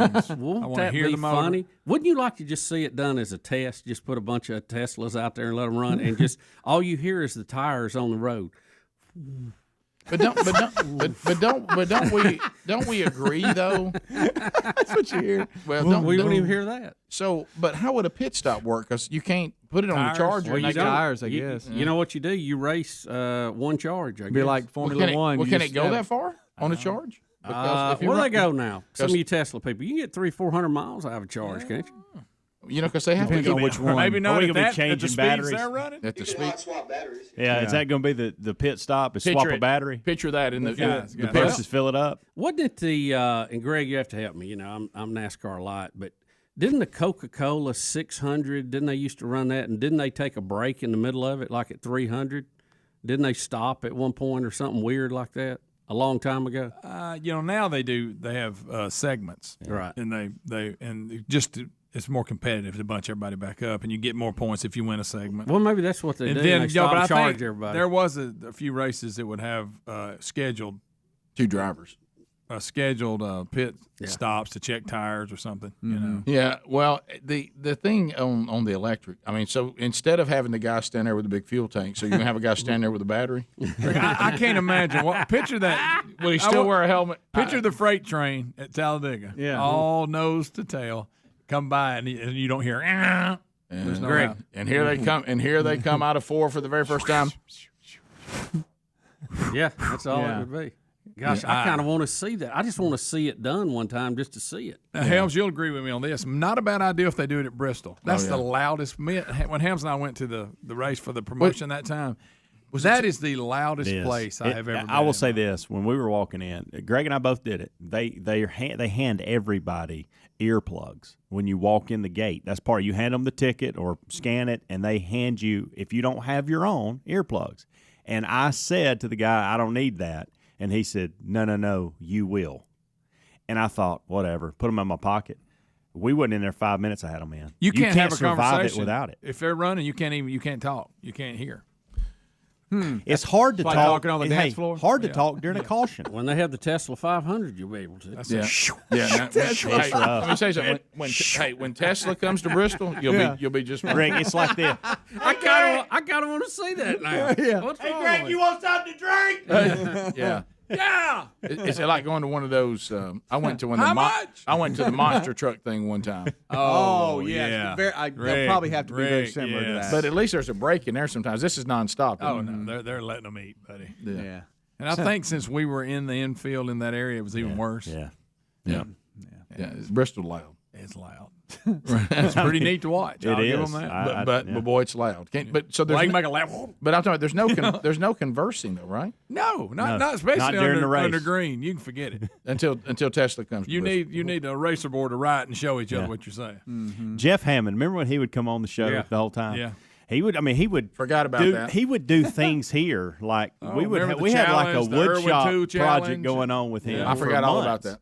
And so we formed a relationship with him. I mean, he knew all of us who we were, and we ran into him and we could hardly talk to him. We were like, He was like he giving us a ton, but we didn't know what he was saying. Signals. Yeah. So really, at Bristol, you just have to mime. Yeah, that's a lot of sign language. Do you go over your signs ahead of time? Look, this is going to be hot dog. We weren't or prepared. This is going to be drink. I'm not going to do the symbols. What did you just do? No, I didn't do anything. That was the point. Thank goodness. No, I thought your Hamburger? idea. Yeah, I thought your idea was good, but I think I'd go hamburger. Hamburger side by side let's hot just dog do- would be Don't do Not hot that. dog. Do that. Please don't do hot dog. Yeah, just let's make hot dog. Just my left hand is up. Okay. What would the symbol for beer be, Greg? I don't know. If it's a soft drink, you pop the top on it. Okay. Yeah. Yep. That's or Greg. So it'd be yeah. Speedy would be pretty good. Listen, Speedy could work that crowd. No problem. What if Speedy was he a could work at Bristol the concession stand? What if Speedy was a Bristol interpreter? Yeah. If you wanted to know what was going on at Bristol, you'd hire Speedy. He'd go with Yeah, you, I can and do he'd that. communicate amongst your group the whole time, and he'd go to the concession stand with you. Because think about it, how do they hear you? Think about this, Rick. At that point, we have the varsity in Atlanta where they have their own lingo. And that's been very well documented and famous. But what if you had the sign language version of that, where you could tell them mustard, ketchup, hold the slaw, and it was all sign language just for Bristol? Yeah. All right, so I think that's a great idea. What do you think I'm doing if I do this right here? All right. I want French fries. Huh? French fries. French fries is right. French fries? Yeah, Right. Give us fries. another one, All Speedy. right. How would you do it? Pizza. Oh, hot dog. Hot dog. That's a hot dog. That's it. Hamburger. Hamburger. Very good. Very What's good. that What look? would nachos like look that. like? Yeah, nachos. Give me some nachos. What would nachos be? Okay. Nachos. Okay, I see that. That's obvious. But what if I What wanted? about- if I wanted a hot dog with just ketchup and mustard on it? Well, that's tough. Because Bubba's going to have a special order. Oh, You it'd be- know it'd- that. What was that? That's just me putting it on there. But that's what is it? But how do you? Take it? What He if knows. I how wanted about relish? What, what about hey, this is a alcoholic beverage. This is a regular drink. What if I want like a specific brand though? How do you know? It'd be That's all they got. What about funnel cake? Huh? What about if I want a funnel cake? Okay, I got it. But how do you tell them ketchup or mustard? That's You ain't tough. worked condiments in. That's a tough one. That'd be tough. I got an idea. Yeah. Oh yeah. What about this? Rick and Bubba, Rick and Bubba.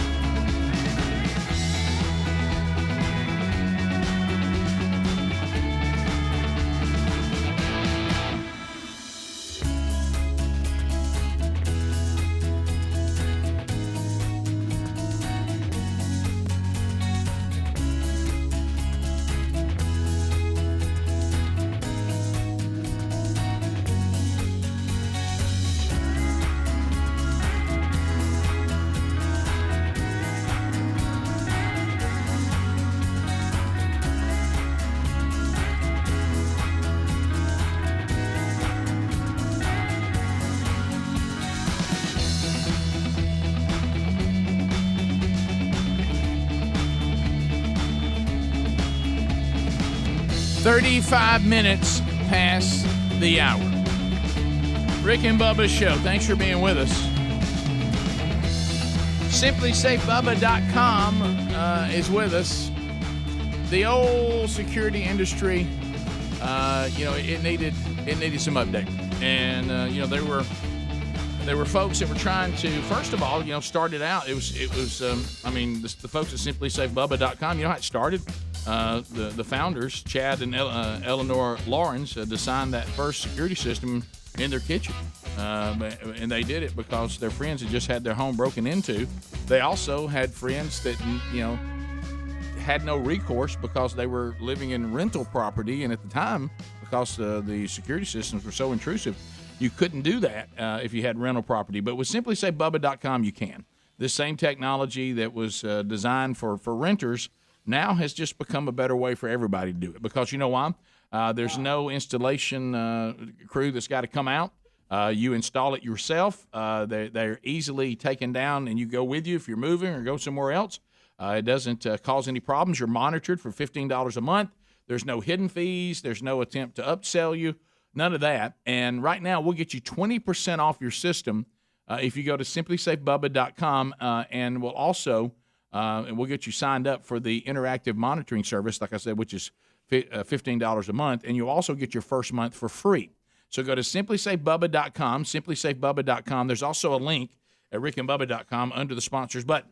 Bubba, we were going to have the Congressman Gary Palmer and his entire staff coming by to hang with us. Was it today that was supposed to happen? Yes, it was. I think it was. Right now they were supposed to be in here. Yeah, but due to the uptick in the variant and all this that's going on, we've decided to minimize the number of people in this somewhat closed-in area. We've paused golden ticket seats. We've paused groups coming in.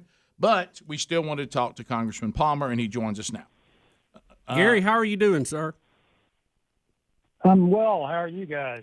We're doing great, and I right out of the gate, I want to thank you for your hospitality when we were in D.C. A month ago, and taking time out of your busy schedule to meet with me and my family and to have a meal with us. And it was certainly good to see you, but it was kind of strange to see you in the Washington environment. We always see you back here at home, so that was kind of cool.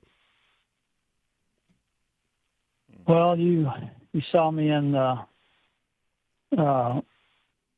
right in the middle of the battle, I guess. And it's a shame, though, that they've still got things locked down. You can't visit the Capitol and things like that. But I enjoyed having y'all up there.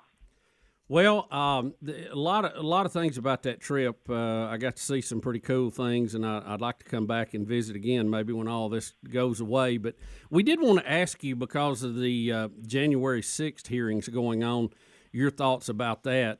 One, should it be happening? And the fact that Nancy Pelosi rejected a couple of the Republicans that was sent to that committee was kind of a historic move, and just get your general thoughts on that.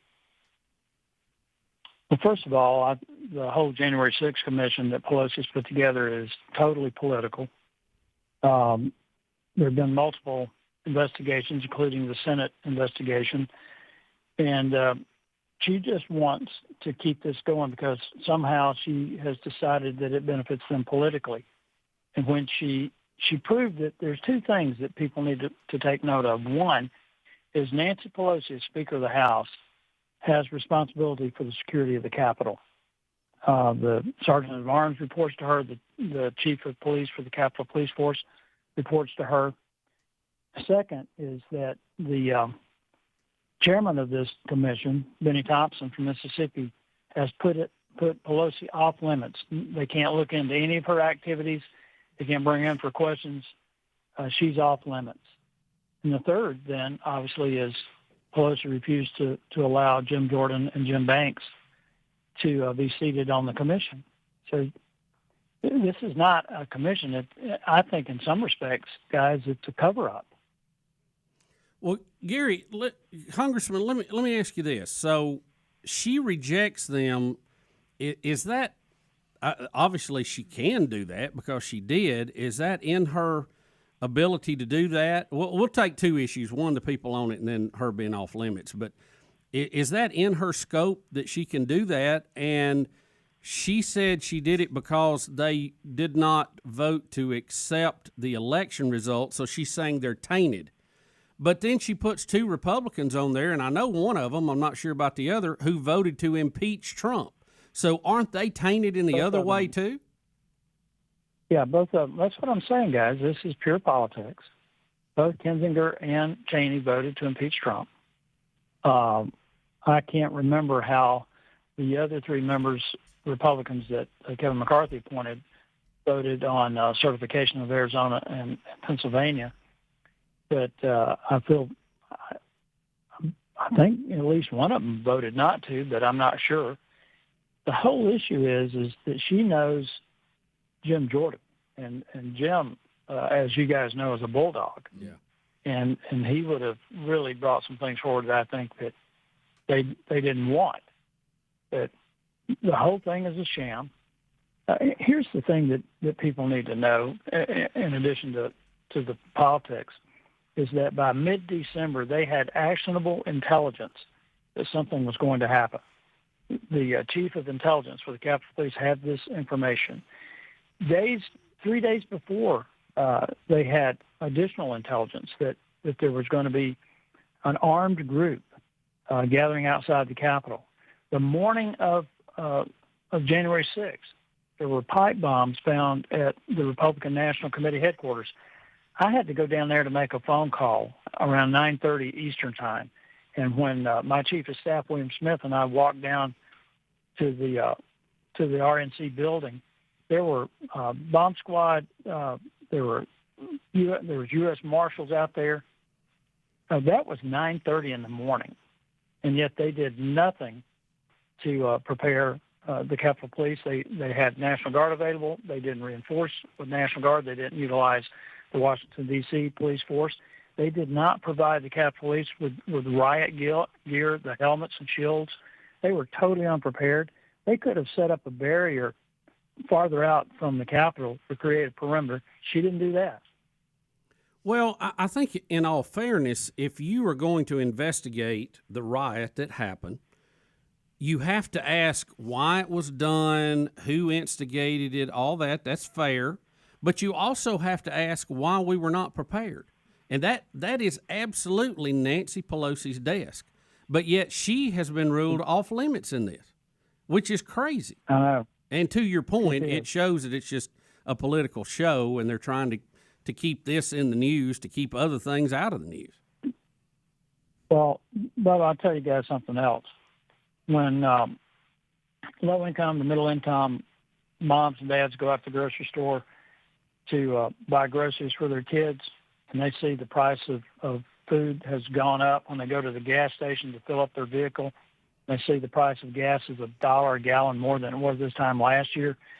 Do you think they're thinking about this commission, the January 6th commission? No. I really don't think so. We went to a restaurant the other night. I told the guys, they had a warning on the menu to prepare yourself for the price of chicken. Mm-hmm. I mean, it's absurd. But do you think that also one of the things, we certainly understand the distraction, but do you think there's a side of it that seems even more sinister than that? And I believe this is where the rioters played into the hands of the Democrats, because you've described a scene that was almost inviting something like this to take place, because it could have been stopped, obviously. And I agree with both of you that has to be part of the investigation. It's unfortunate that it's not. But don't you think it's also because you see the propaganda that goes with it, and that is people who have the worldview of the right are dangerous. They're dangerous people. Trump supporters are super dangerous. And they're an insurrectionist, and they are a problem, and they must be feared. They cannot be given power. The people they vote for can't be given power, because look how dangerous they are. Don't you also think that's part of this? It is, Rick. And you mentioned the word insurrectionist. I don't take a lot of money from corporate lobbyists, and they'll come see me. They'll want to make a contribution. And I give it to other members. I don't keep it. I do not ever want to be reliant on corporate lobbyists. That said, one of them is a good friend of mine, works for Toyota, called me up and said Toyota's not going to be contributing. And And a lot of these corporations, Delta Airlines, a lot of these corporations have targeted those of us who said the elections in Arizona and Pennsylvania were unconstitutional. We didn't say anything about being stolen. We just said they were conducted in an unconstitutional manner. I get this call saying that there's a social media campaign describing Toyota as the vehicle of choice for insurrectionists, and that they're not going to be given any more money. An Exxon person walked up to a couple of colleagues and me when we were having breakfast and started talking about their pause. That's what they call it, the pause. And one of my guys said, well, I hope you take it off. And I said, I hope you don't. I really hope that the American people wake up and realize that the swamp is the corporate lobbyists. A lot of these people are former congressional staffers that got on good committees and then went down the street to work for these big lobbyists. They're making hundreds of thousands of dollars, and they try to run everything. And the way to drain the swamp is to shut off the spigot. And to do that, the secret of Trump was the small dollar donor. And I think you guys know this. Y'all may have even commented on it one time about how much money Trump raised, and I think the average was like $45. That's the key, is to get the American people engaged to help us so we can tell the corporate lobbyists what to do with their checks, and it's not put it in the gas tank. Yeah. If you want to turn away from that money, there has to be money to turn to, and that's the American people just doing it on their own. As you said, they did successfully with the Trump campaign. Congressman, thanks for being with us. Appreciate you stopping by and visiting and updating us on what's going on. And thank you for hosting us. We'll have you back in at some point. I look forward to it. Rick and Bubba, Rick and Bubba.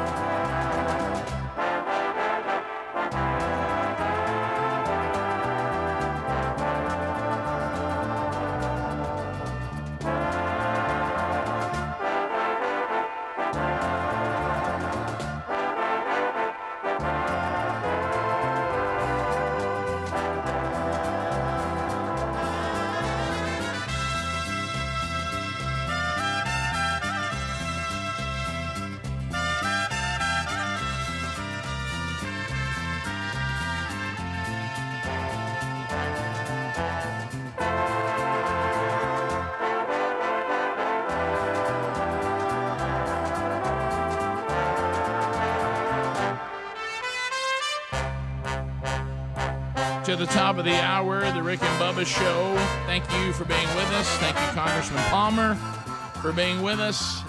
And the picture pretty much confirmed of what we think about how these, and I don't even know what to call them. I want to say hearings. I guess hearings is the best way to talk about it. Yeah, it is. It's a hearing or inquisition or whatever you want to call it. Yeah, but doesn't seem to be as comprehensive as it probably needs to be. Well, yeah, I don't understand how you can have, if you think it's necessary to look into this, which I don't have a problem with them looking into it, by the way. No. I said then, I say now, I'm law and order guy. I don't think they should have done that. They should have been punished. I'm shocked that the Capitol Police didn't shoot a bunch of them before it started, before they got inside, and that would have been the end of it. Well, I'm really shocked by that. Yeah, well, you've heard Congressman Palmer say we knew that there was some problems early on, and many people said this, but he confirmed it. And he said, and all they had to do was put up a barrier and say, if you guys have plans to come this way, it ain't going to happen. Yeah. And they didn't do that, and they knew that they had a toxic environment, and as we say, a little tinderbox there. And they didn't really prepare for the worst case scenario, and with, like you said, that why are we not looking at that too? Well, it seems that this whole thing is meant to try to embarrass Donald Trump and his supporters, and you know, if they have responsibility, that's fine. Mm-hmm. But he's already been impeached twice. He's not in office, so what is the deal? You know, what's the deal now? I'll tell you what the deal is. He's sitting there with $100 million, and there's still social media things out there that say Trump 2024. and they keep it updated. Yeah, but you know, you can't have an investigation without covering everything, and you're gonna call, you know, Kevin McCartney. You're threatening to call Trump himself in, but you can't talk about Nancy Pelosi and her part of it, although she's in charge. You know who we need of security. You know who we need. We need Judge Wilford Brimley from Absence of Malice. Mm-hmm. He gets everybody on his side. Now come in here. We're going to talk about these things. I'd have Wapner. I'd be good with Judge Judy. Yeah. Don't you love him when he comes in? He says, "I'm gonna get everybody in one room." Mm-hmm. I know y'all think y'all pretty smart, but I'm pretty smart too. I'm gonna get to the bottom of this. Where's somebody like that on this? Another update. Does everybody remember the Missouri couple that was protecting their home with weapons? Mm-hmm. When the Black Lives Matter protests were going on and the demonstrators marched outside their property. Well, then they kicked the gate open, came in their property, which was walled off, and they were seen brandishing weapons, is the way they termed it. Yeah. Right. Well, remember, they were charged. And they were charged. Exactly what were they charged with? Well, they finally got them to plead guilty because they went after them. They pled guilty to misdemeanors, and they pleaded guilty to fourth-degree assault with threatening the passerby with an AR-15. They were fined $750, and now the governor of Missouri has pardoned them. Give me that charge again. Fourth-degree assault for threatening the passerby with an AR-15 rifle and a fine of $750. Threatening a passerby with an yes. Who is trespassing after breaking a gate down. Yes, and coming inside a walled yard and threatening to burn the house down. Yeah, when a crowd was marching toward they got the criminal on that one. Yep. And so this is still America, isn't it? But the update today, it says this: they did not lose their license or their firearms. Now, I'd heard they lost that at one point. Now the wife, that was the husband's charge. The wife's charge, she pleaded guilty to harassment and was fined $2,000 because she threatened someone in her yard, threatening to burn her house down after they kicked the gate off. Correct. And came in. Correct. Which it may get back to that pardon again. That seems a little. I just don't know about all that. So the governor of Missouri has pardoned them.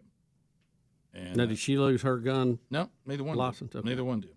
So, and probably because I don't know what case you could make for them losing it when they didn't run out into the streets. I mean, it's it is everybody. The day in this country, and this is why this case I think is more disturbing, when anybody for any reason can kick your gate down to your property that's walled off, come inside and threaten you with a mob, okay, for any reason. Right.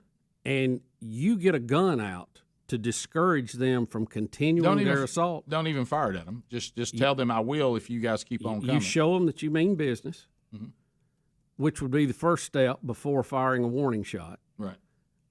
When you're the guilty party, we don't have a country anymore. No. And I applaud the governor for trying to say, look, I got to set this right.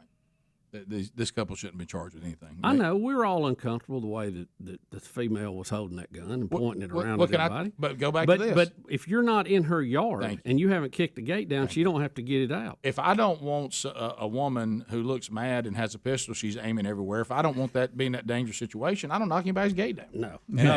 You protest out in the street, do whatever your permit says you can do. You protest in a way that is allowed by our laws, and have at it. Great, have a fun day.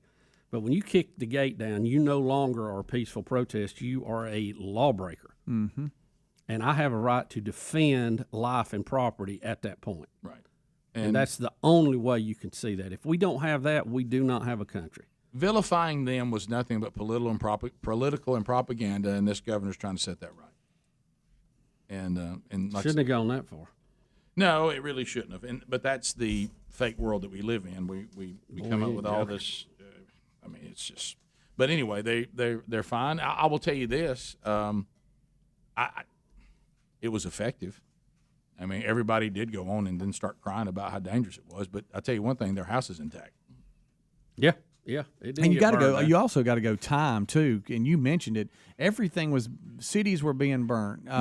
Businesses windows broken out. People going in taking everything. People being killed. That was kind of the setting and the time we were at. And so when they bust down the gate, coming in saying I'm gonna burn your house down, they were like trying to defend it. Right? Yeah. And the governor agrees. Top of the hour. Rick and Bubba, Rick and Bubba.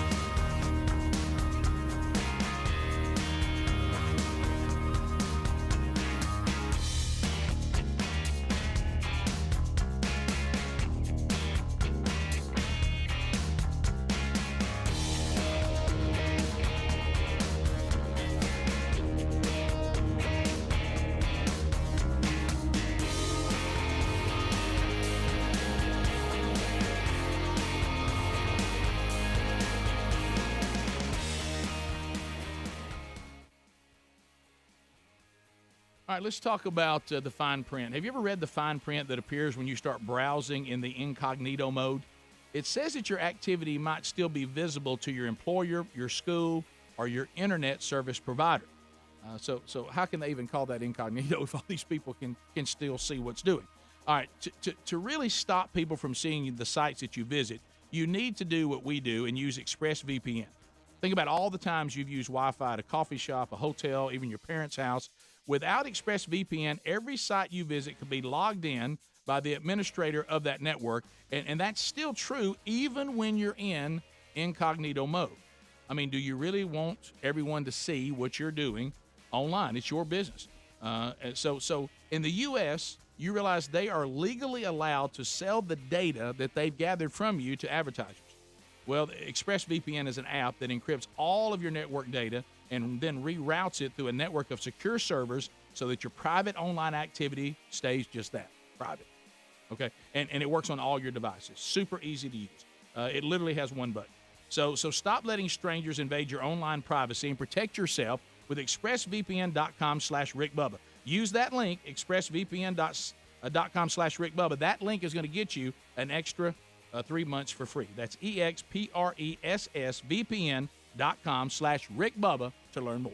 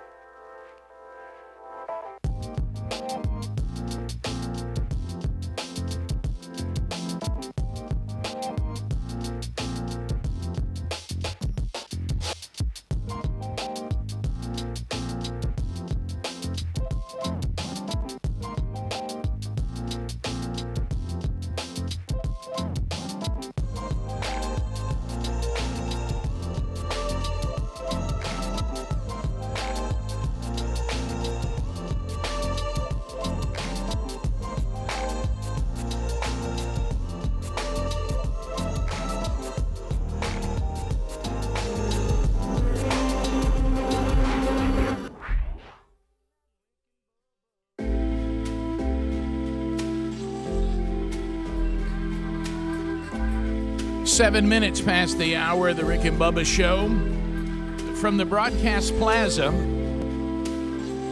and Teleport. We roll on. 27 years, still here. Will of Me could spin today. We talked to another NIL Rick and Bubba athlete this hour.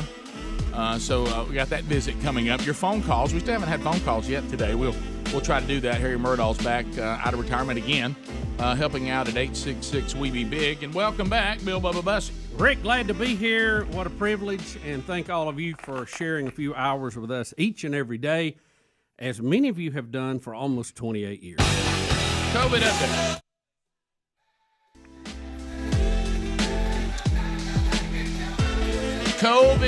COVID. We also have the variant following those numbers in our country, and hopefully we will work our way to the other side. Certainly there's bad news on its effect on people, and we hate that, and it's tough. But one of the things that's being talked about is, remember in the beginning, we've talked about this a lot, that when this first happened to us, you were not allowed to mention Wuhan, and you were not allowed to suggest that it was gain of function gone bad. You were not allowed. And if you said that the Wuhan lab let this get out and it had been tampered with, if you didn't get in line and talk about a bat at a food market, and all that, then you were a conspiracy theorist. You were Black Helicopter.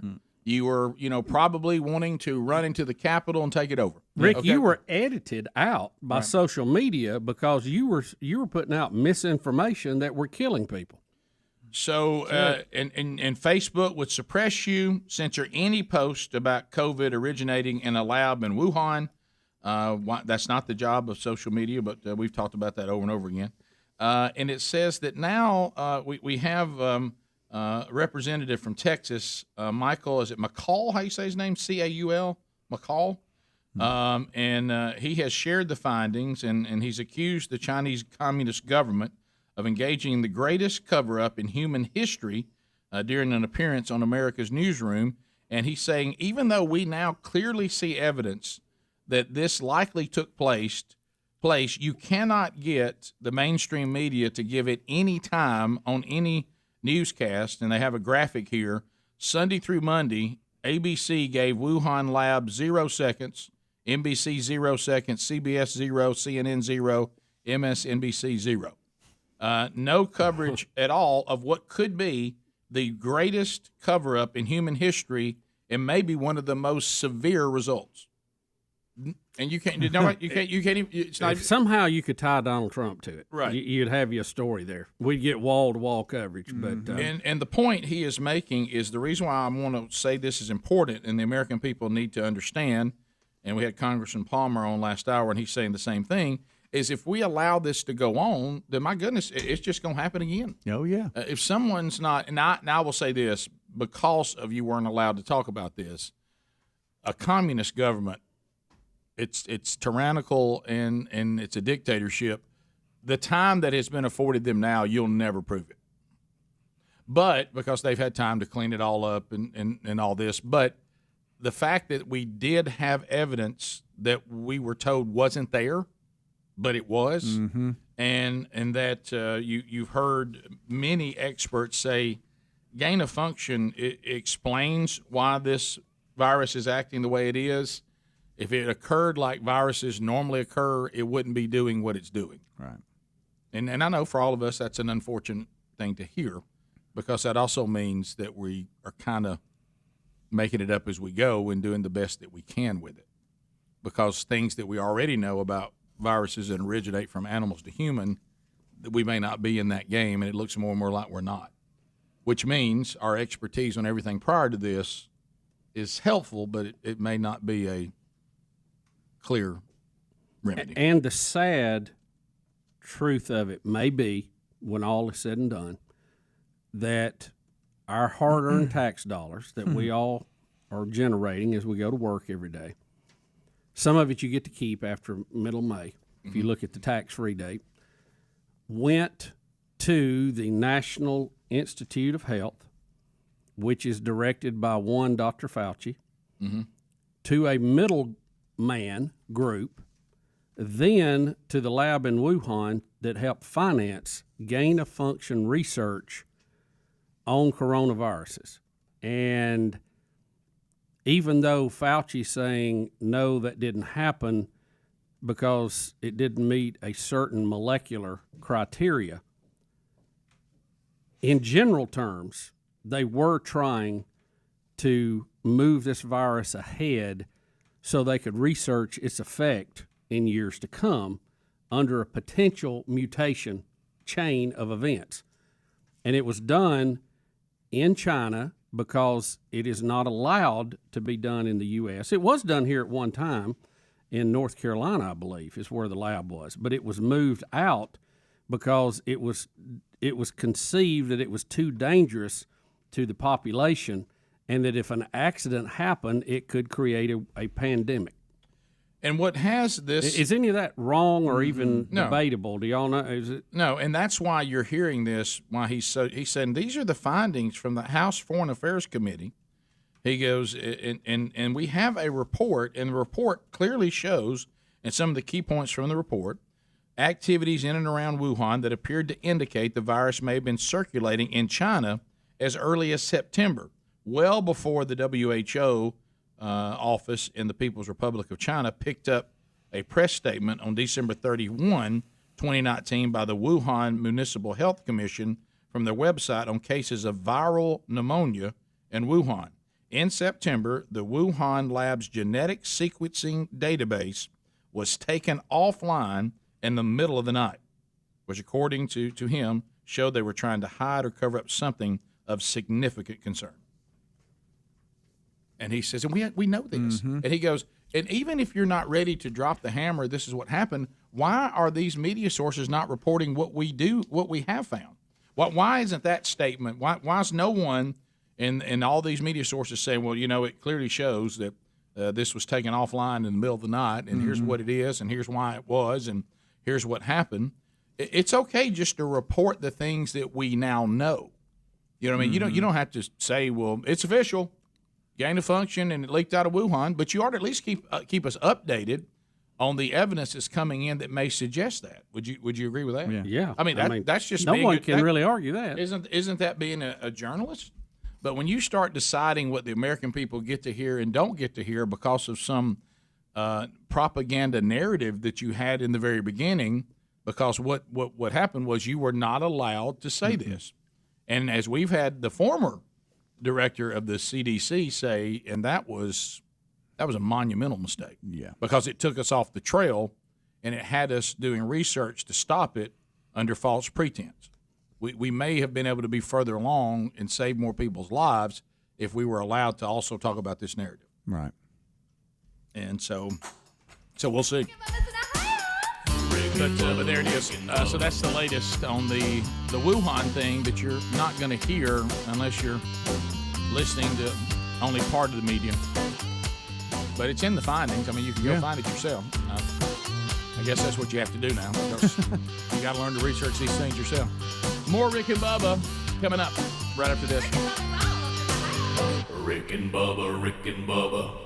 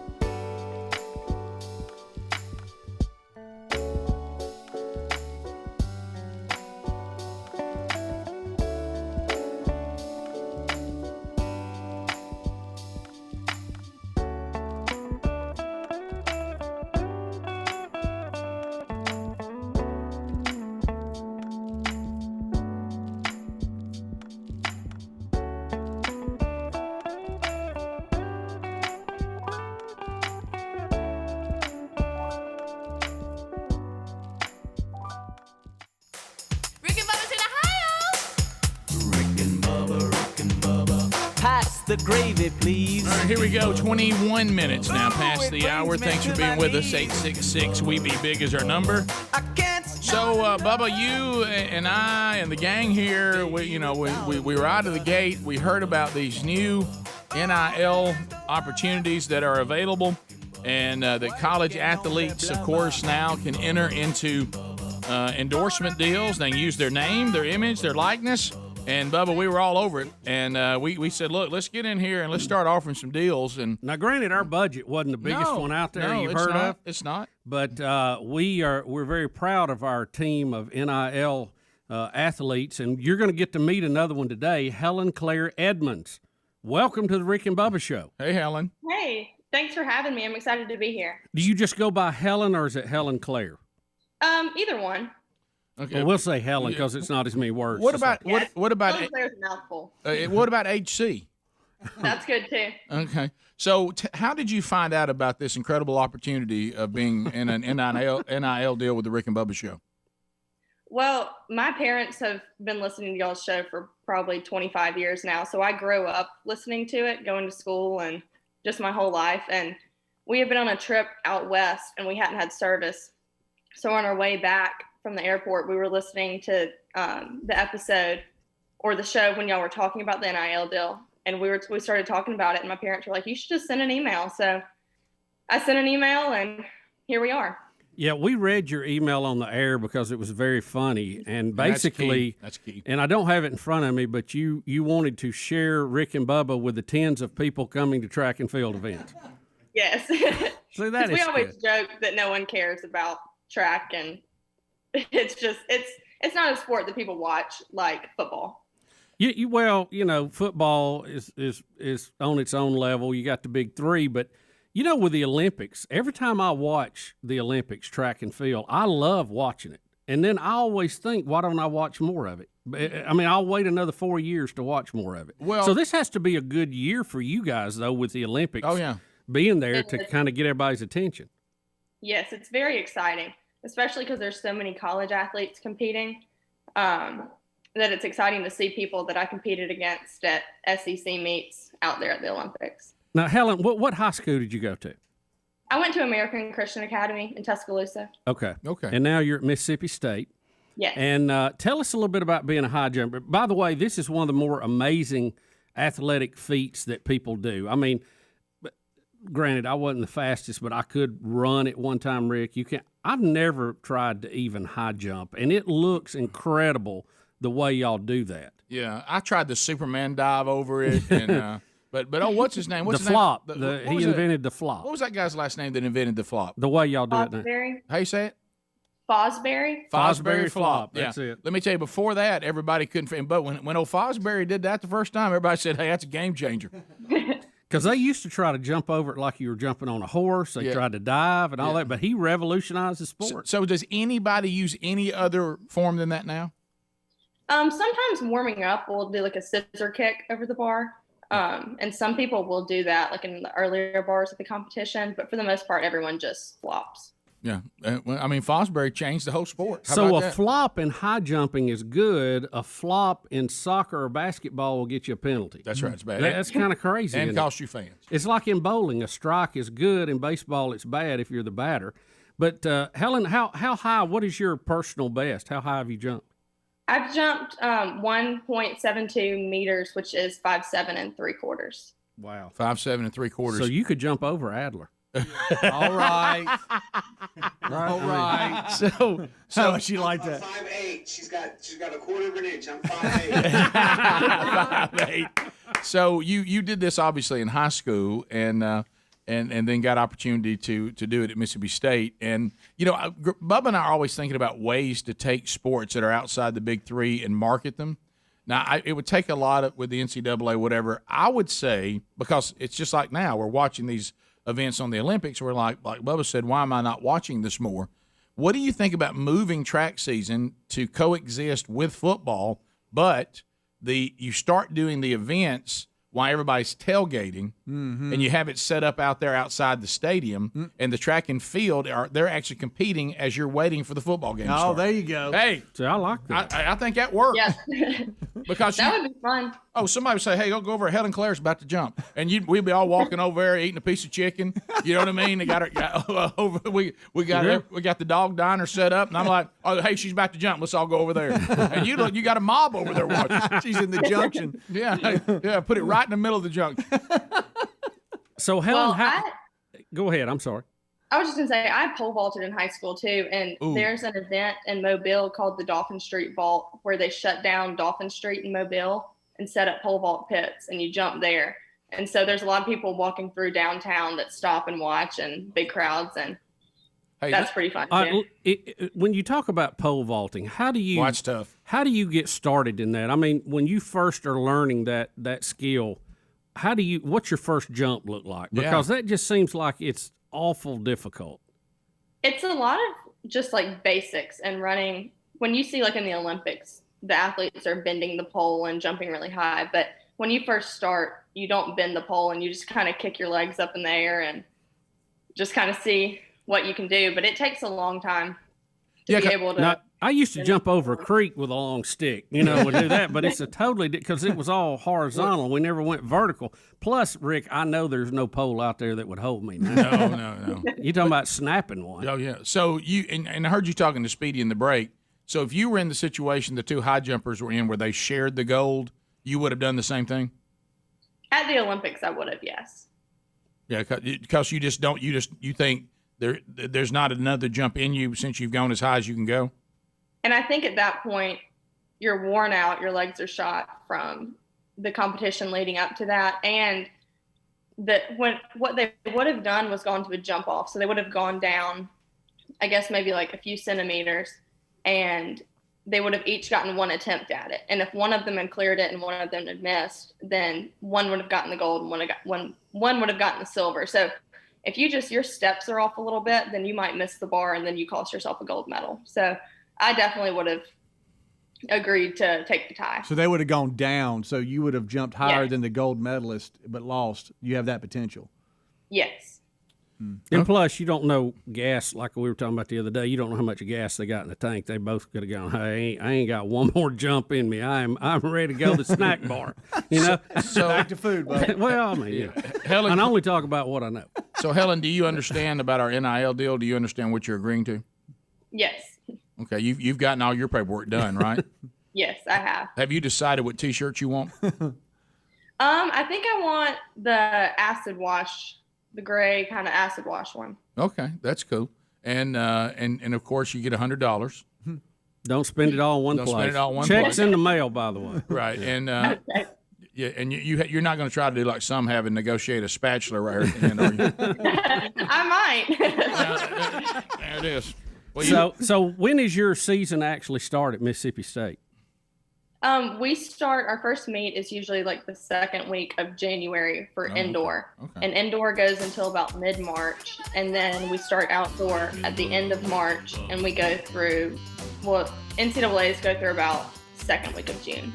Well, we're going to be pulling for you. Yeah, we are. You're on the team, girl. Yeah, and we'll be watching for those social media posts with your Rick and Bubba swag on. I can't wait. Well, thank you, Helen Claire. And Thank y'all. Tell Big Love hello if you see him over there. He's going to be a senior this year. All right, we'll be back. Rick and Bubba.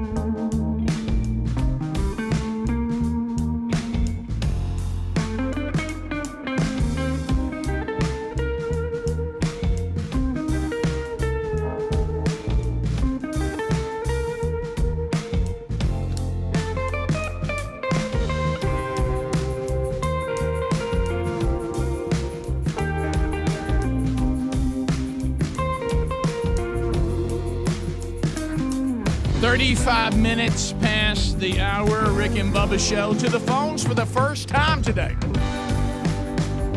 First time today. Here we go. 866-WE-BE-BIG. Every line is available.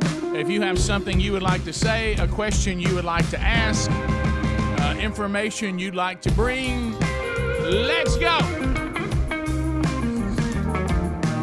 And there's 10 lines, so if you dial up right now, you get in pretty easily because they're all available there, and we just open them. So everybody can get in, make a move now, and then because of the troll format, we start buzzering people, and we'll start kicking that line down in front of you, and you'll get on quicker, okay? While you're getting lined up right now, and I see you calling in there, and if you want to move, you can still get in. I'll go to mypillow.com. Mypillow.com, now we're offering any order over $50, you can finance at 0%. That's true. Any order, that's free money.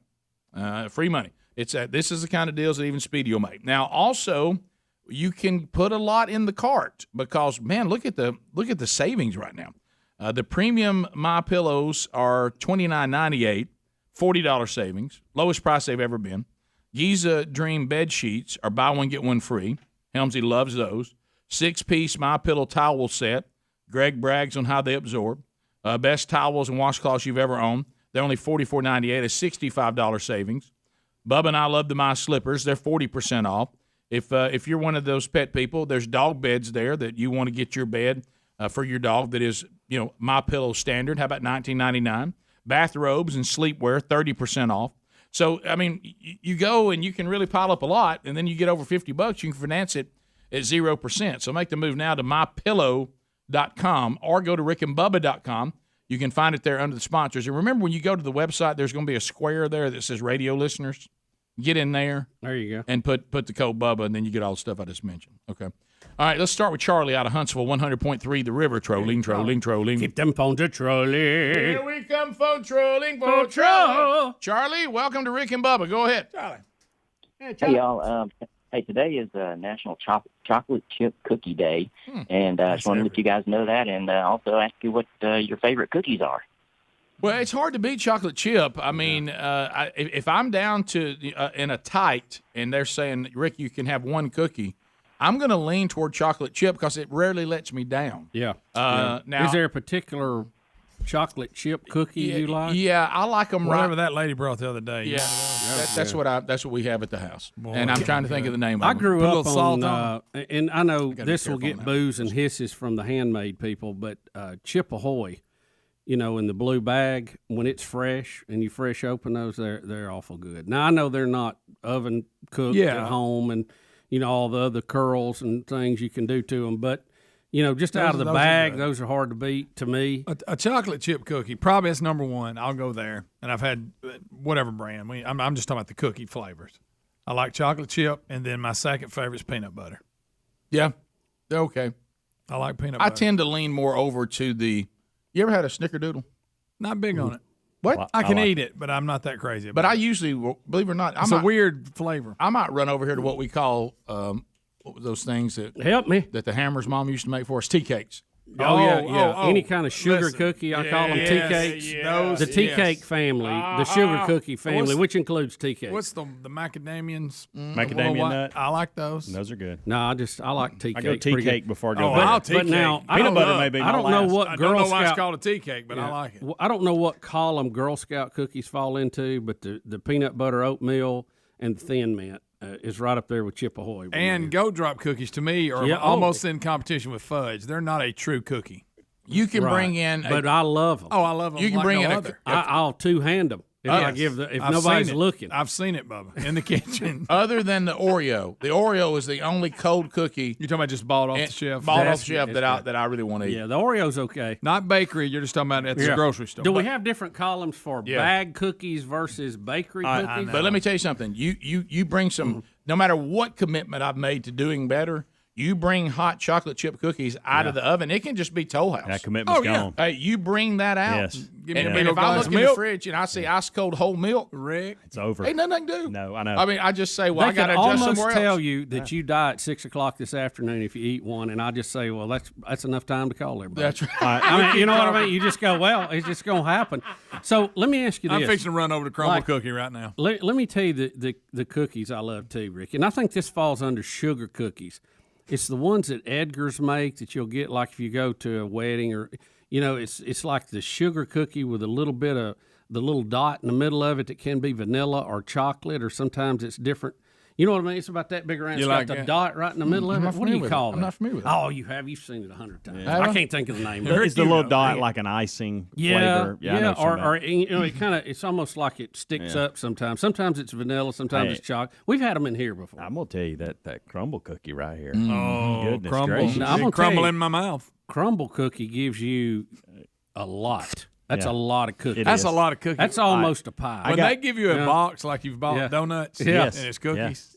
That's serious cookies. One more question for Bubba. I want to get to the bottom I of ate this. one the other day. My head was taken. If we had Chips Ahoy. interns at the moment, I'd send them over. Yeah, Chips I Ahoy, like it. or by the way, what Bubba says, Chip Ahoy. Do you ever go chewy? Yes, I don't like chewy. Yes. Okay, that's where I wanted to know. I like them crunchy, kind of like I like my toast. I don't like soft batch cookies. You don't like soft? I don't Really? like. I don't like any of that. But I like cookie dough, if it's which gonna- is soft. That's the other side. If it's in a bag, it's got to be crispy. If I want it to be soft, this is I'll where I eat a want hot. it. I'll This eat a is where I hot one out of it. It's like you've taken cookies that should be hot and made them cold. And they're I give you soft that. batch. You can't You ever taste. you ever put them in the microwave? Yes, because I won't eat them cold like that. I like them all. Yeah. You know that. If it's got chocolate chips in it, I'm pretty much game for whatever it looks like or whatever package it came in. All right, continuing. Let's go to that one with the icing all over the whole thing. I had the other. What do you call that one? Because that's An icing cookie. That's a Wet sugar cookie. cookie. That's a sugar cookie family, isn't it? I guess. Good night, Iced cookie. Rick. That Did it tickle right up in here? Yeah. It did. The headache It did. is what they call it. Yeah. Yeah, It's that so one good it give you a crumbled headache. right in my mouth. I ate one of them and then was diagnosed with type 2 diabetes. Yeah. I do get on feel like I need an metformin. insulin shot after I take it. Man. Let's Thank goodness my spleen can catch up. let's go to Carter. Save your emails. I'm making a joke. Carter, you calling us from Yellowstone? Yes, sir. Green Acres. Has our entire audience gone to Yellowstone? What's on your mind, buddy? Well, I heard the kickoff hour this morning. They were talking about flight attendants had to duct tape somebody up to keep them restrained. That's actually a really common system of justice out here. A lot of these towns are so remote. If you call the police, it takes them an hour and a half at least to get there if they come at all. There's a town out here called Cook City. It's got a resident named Duct Tape Dan. He gets a little drunk. They got to call the town pastor and duct tape him to a pole so the police can come. That's funny. Yeah, we'll do that. We'll do that story again. It takes a lot of Duct hands, tape, though, to Dan. get somebody duct taped to begin with. You got to have some help. Have you seen this scene in the Yeah, airplane? I did. It's They unbelievable. they taped him like a What Christmas about gift duct right to the tape, seat. Dan? Chad in Huntsville, 100.3 The River. Chad, go ahead. Hey, my niece plays softball for Montevallo. He likes to hit dingers. I was just wondering how we could get her on the Rick and Bubba NIL team. You know, it's the list is long now. We're running out of money. This may be a bit late in the game for you guys. Send us an email and we'll keep it on the file. How about that? Myra on the south side. In the file. Myra, go ahead. Hey, good morning, guys. Hey. Just wanted to tell y'all thank you so much. We were in the Golden Seats last week. I had my two grandbabies there. My little grandbaby had the mohawk. Y'all were so nice to them. Myra, are you calling kind of rubbing this in to the people that couldn't come this week? Are you letting the people that like people always coming all the way from Texas that can't get in here? Is this your way to kind of rub? Absolutely. Yeah. I'm so thankful that we went ahead and came on in. Yes, because I'm grandmother of the year now. You can.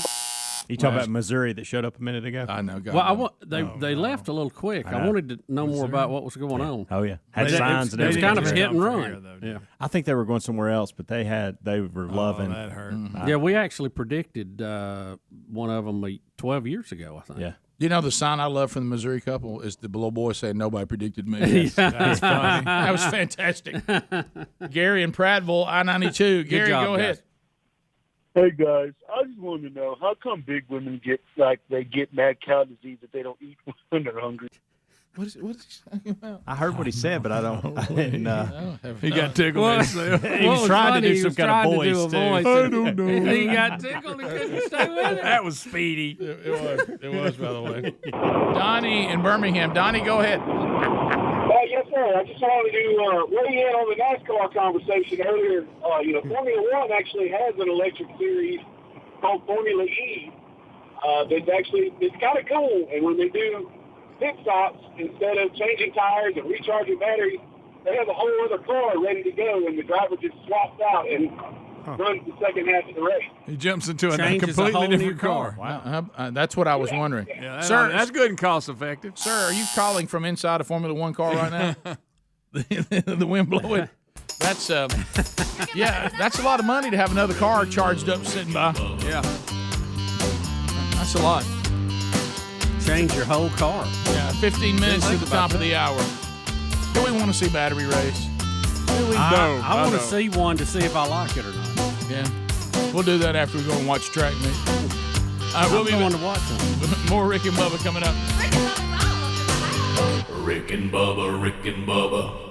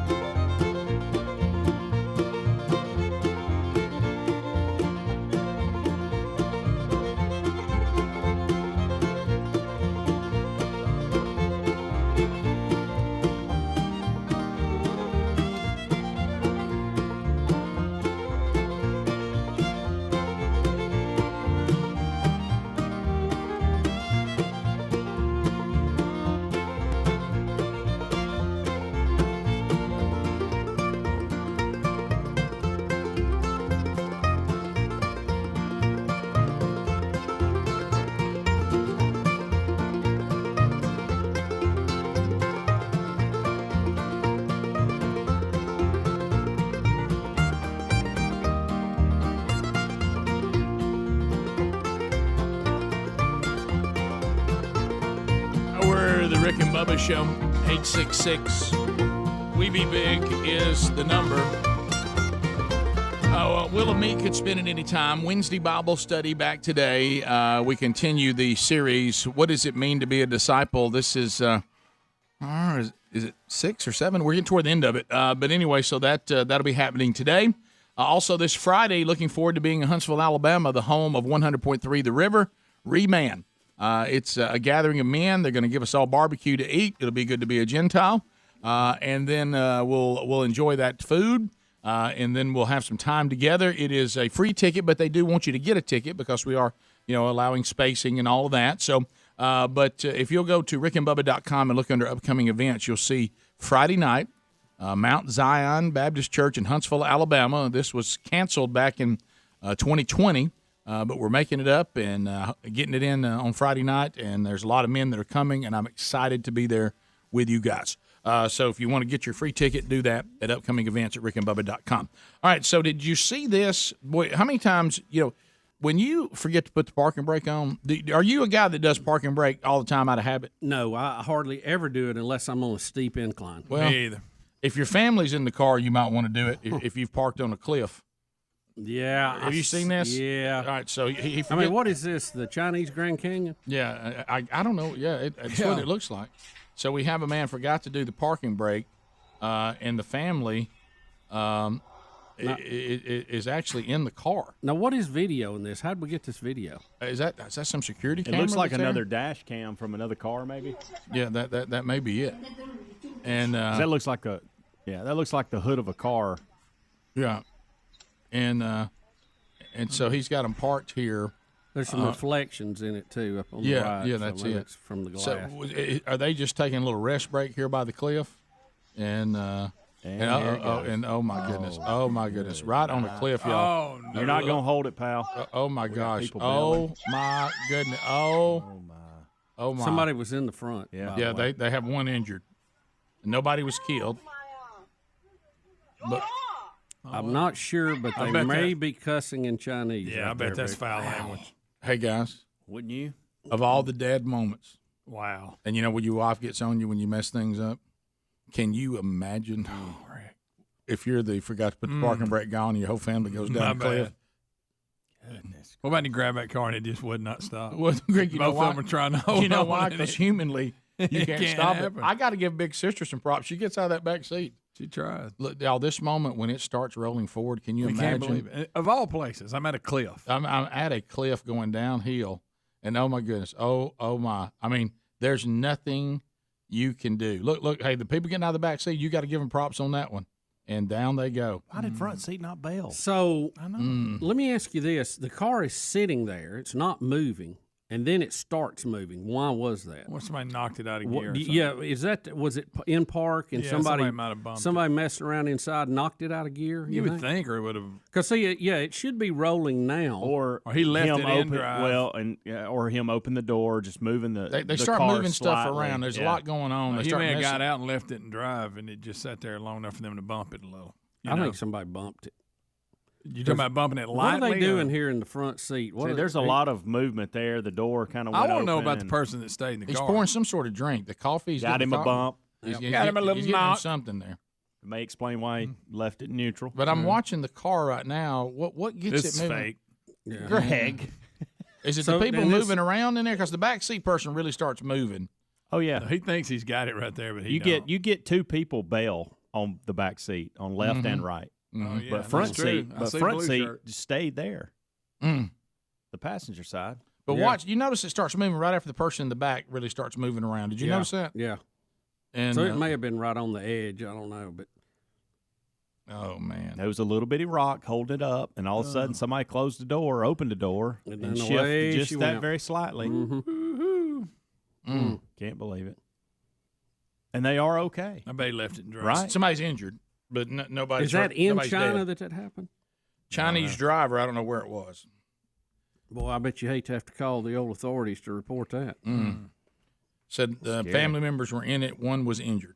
So some of them didn't get hurt at all. I mean, I'd It hate must to have call just rolled enough. down, maybe. You know, I'd hate to call enough if it was here because you're embarrassed. You're like, hey, it's kind of like driving your boat over a rock or something. But Yes, but in their country, kind of like that. I mean, do you get citizen demerit points if you do something? Well, you that's lose stupid? face, that's for sure. Yeah, I mean, clearly he lost face because you saw him at the edge of the cliff looking down.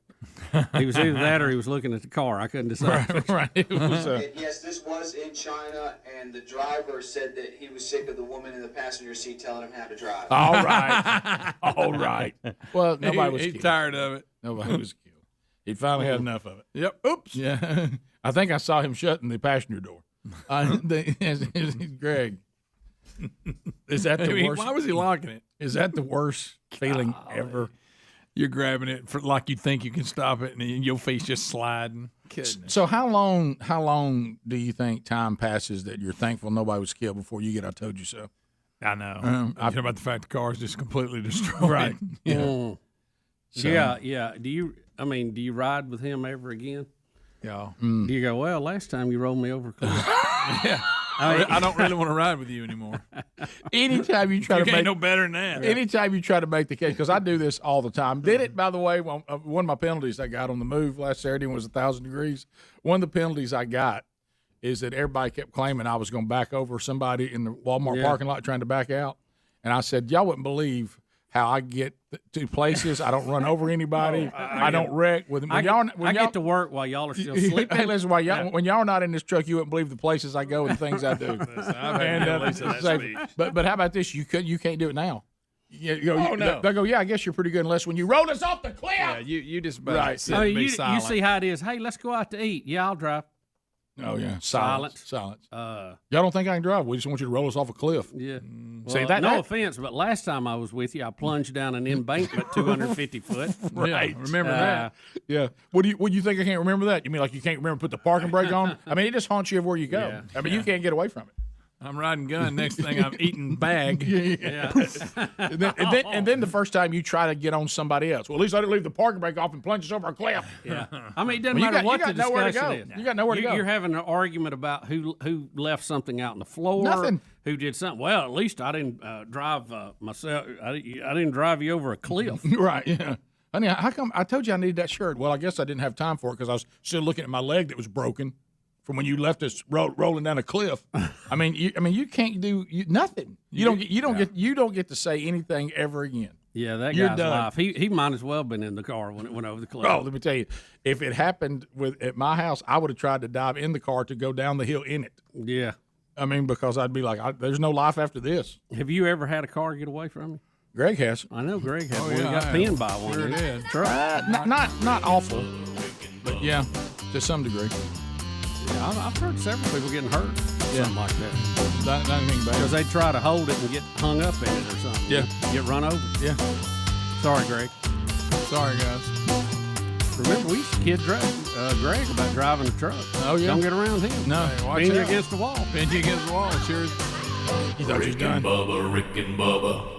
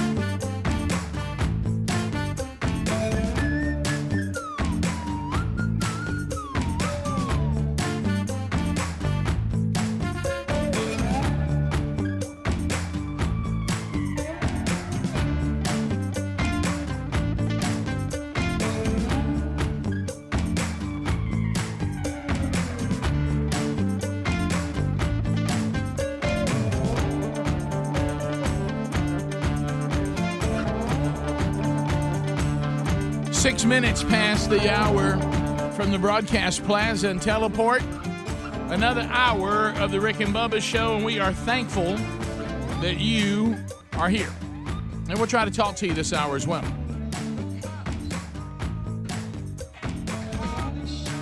For you. I'm singing this to you, Greg. Everything you do, little baby brother. You know what it is? It was all yellow. My little sunshine baby brother. Oh, here he goes. All right, so we start another hour. Here's Bubba. So we've all heard the legend of duct tape, and duct tape has just been beloved by Americans everywhere. You can do anything with it, and apparently you can restrain someone who's gotten rowdy on a flight. This guy, and I keep waiting for the rest of the story. I'm not trying to be Paul Harvey here, but God rest his soul. But do we know why this guy's behaving the way he's behaving that gets him duct tape? No, he went crazy, but I don't know the details of the story. I saw the footage of him taped to the seat and people holding him down.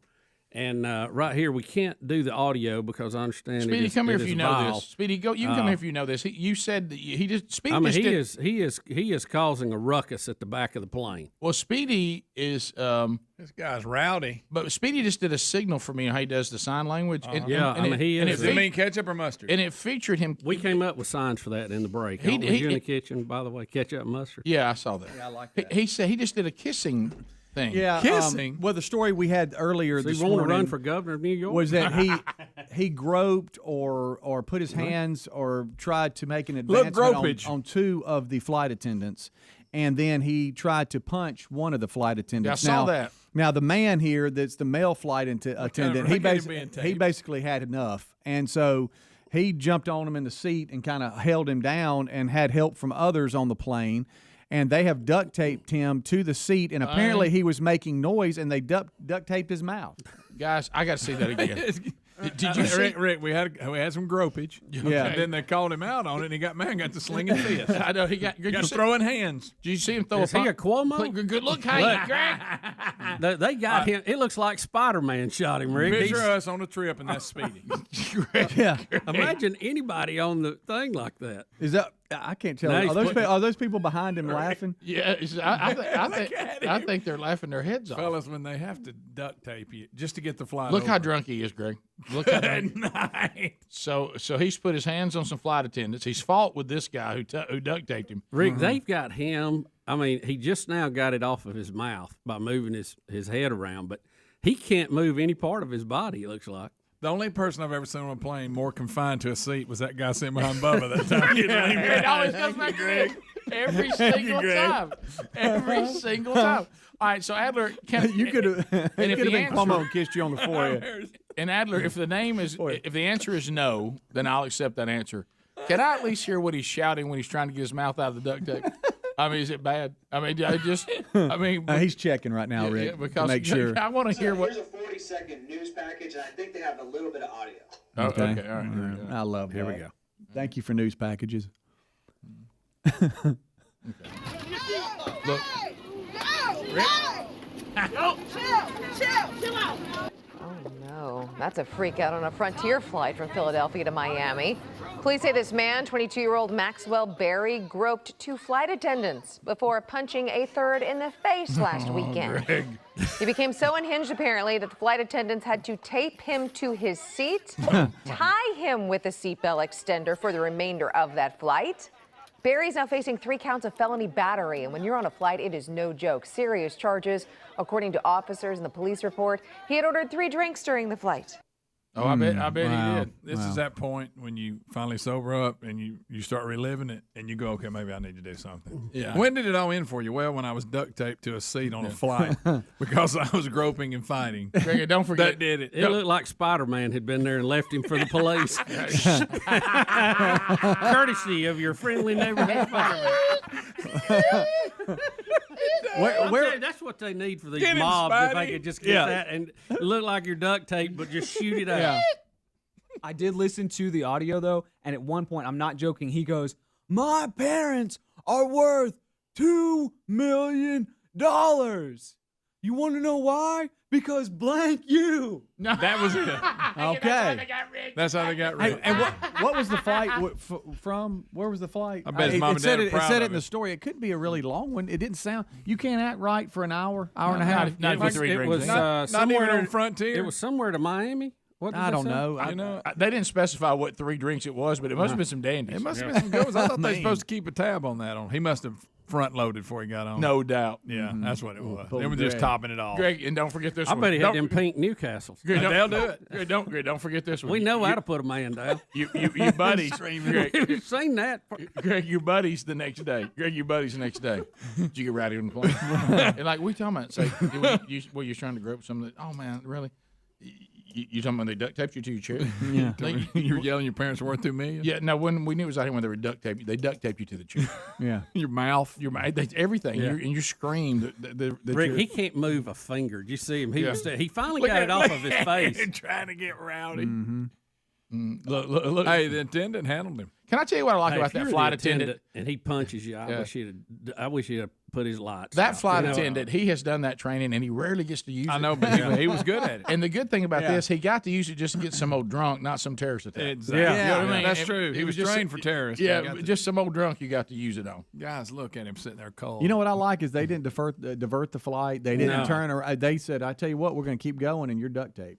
Right. How about that? Please look at all the phones. Look at all the phones. You don't that are want lit some up. clown on there causing problem gonna make you late. Rick, we were Because if you're talking flying, you got somewhere to be. Always. Yeah. earlier. We were talking. We said, at what point did the Look. guy who's fighting him go, "Hey, somebody give me some duct tape"? Well, I'm sure that's their standard operating It's up procedure. there in now. that front Right drawer. there is what he's telling us how his parents made their money. Please calm down. You know why? Because he got duct tape all over. Greg, look, They're look laughing behind him. behind Look at his him. arms. Look at his arms. I'm looking out the window too. Does it look Yeah, like they're landing? Yeah, landing. yeah, they're getting Right. close. Gosh, who's got the greatest story ever when they get to the hotel? You know who untaped him? The authorities. Yeah, Greg, and don't forget this. How'd you fly it over there? Oh, it was drama. It was a good one. What happened? Oh, yeah, the guy got duct taped to his chair.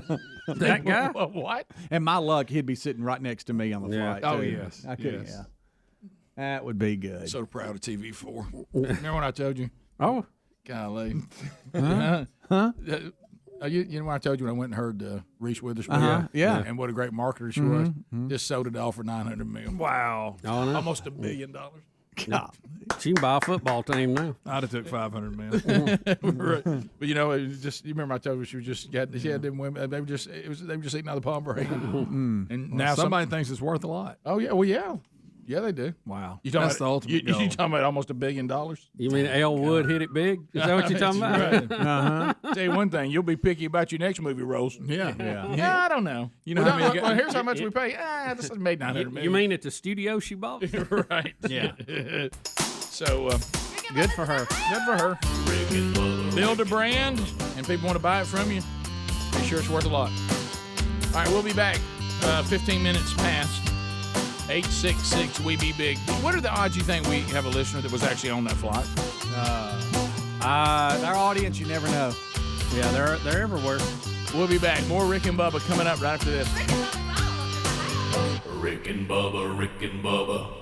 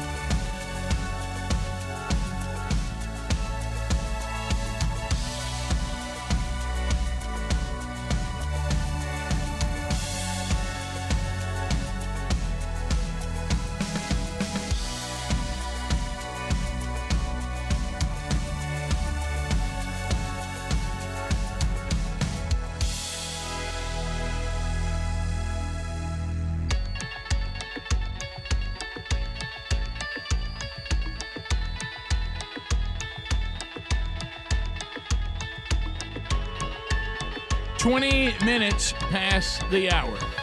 Rick and Bubba, Rick and Bubba, Rick and Bubba. Thanks for being here. Much to do. All right, so I know that we all are asking the question, can anything else show up when it comes to our health? And apparently the answer is yes. I heard Helmsy read one of these a minute ago, but here, we've got the Wuhan lab. Yeah. Here we go. We've got this virus, COVID-19, running everywhere. We don't know what all gain of function has happened to it or hadn't happened to it. And we try to get it shut down. Now here comes a variant. Now we got that going. Right. Somebody's already showing us a third one out there somewhere, Lambo, whatever. And so we're all thinking, try lambs. Bubba, the famous, hey, shoot up here amongst us. Somebody's got to have relief. Yeah, somebody got to have some Bubba, relief. now also try to avoid the toxic invasive poison hemlock that is spreading to U.S. parks and backyard gardens. A toxic invasive species that can be deadly if eaten is spreading. Who's going to eat it? Greg, we had people eating Tide Pods, buddy. That's a good point. This will probably become some dare. Somebody thinks they can get high off of it. If you don't think this country's coming under judgment, yeah, Bubba, we're not. It's done. everywhere you turn. Helmsy, I'm gonna need your help on this. Did you not say a minute ago a chipmunk has tested positive for the bubonic plague? That's it. Yeah, in one of the parks. What was it acting weird? Yeah. Mm-hmm. What was it? What park was it in? I saw that story. Oxford Lake, I think. Okay. Don't worry, Gerald Cates is on it. Yeah, that's right. Greg, tell me you heard about Frank Caliendo. Well, he did. He didn't hear it till I told him, and now he wants to hear it. And I said, "Well, you had to go find it." Oh, when Frank Caliendo acted like so. Here it is. Look, Bubba, bubonic plague. That's it. And chipmunks. Lake Tahoe. Lake Tahoe. You can't even have Lake Tahoe. Guys, I want y'all I just. seen a little chipmunk. I want y'all just to the bird feeder. Guys, is God got anybody's attention? Yeah, is God got anybody's attention? I'm having to get in line now with we're suffering plagues here. This is so we have COVID Alpha. We have COVID. Airplane seats are coming loose, flopping back on people. We have COVID Delta. Hyperextending. We have toxic invasive poison hemlock. Hemlock. Oh, that's good. We've got bubonic plague and chipmunks. Right. I mean, good night. Dogs. When you said hemlock, I thought you were going another direction. I'm glad it's clear. It was a plant. That's right. I thought, man, we can't. No, you're right, Greg. So, but now we got dogs, let me be marrying sure. Cats. The only way I can get it is if I go out in the yard and eat a plant. Yeah, I feel good about not getting it. I'm worried about the chipmunk though. I don't like that. Yeah. So you say if the chipmunk can get it from the plant? No, the chipmunk's got bubonic plague. So the hemlock is two not different in this stories. story. That's two different. That's just another. That's its own curse. Right. Okay. So that's just another one. You don't want to get bitten by a chipmunk with bubonic plague. And then fall down and have that plant go in your mouth. That's right. But and then be on a plane, your seat flop back. Yeah, crush the man behind you. But some people are researching. That had to be 12 years ago. Yeah, Well, that's all I can think about when I get on a plane. Any plane story, that's the first thing that comes to mind. Mike Lindell says it may stop the variant. No, we don't know. You talking about the oleander? So the guy that just got duct taped to the chair. Yeah. See, this is why when we talk about this country, And shame. he's still defiant about it. Yeah, shame. Mad. Does shame not exist at all? How in the world has this idiot made himself out to be a victim? Rick, he was mistreated. He says this will forever be the most dehumanizing experience in my entire life.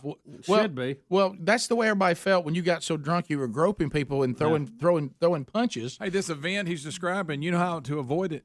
Don't get drunk and act like a jerk on a plane. Right. Many people just sit there. Many people laughed and ridiculed me. Yeah. Yes, as I was mistreated by staff. No, you should have had your A-whip of a professional airline. Just be glad none of us were the flight attendants. He is flipping this around, and he's the victim. Yeah. Just to make matters worse, this has gone viral on the internet and will never disappear. My life will never be. And then we don't see the rest of it. And whose fault is that? Buddy, that's your all fault. those statements go right back to him. Back to him by Maxwell, his whatever. Hey, Max, whatever your name is, that's on you, buddy. Yeah, nobody made you get drunk. Maximus. He said it started. There was a guy that pulled his seat back.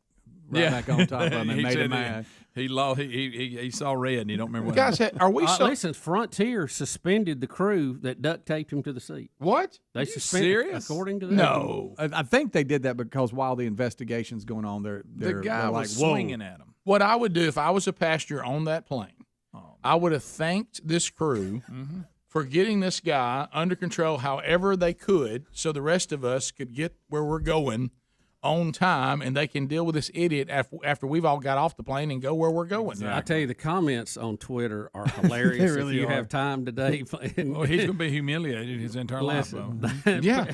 One guy because said, of his action. Yes. One guy said, your grandpa's worth $40 million. Why are you flying in seat 27F? That's funny. On Frontier. Right. That's funny. Yeah, why are you even on that plane?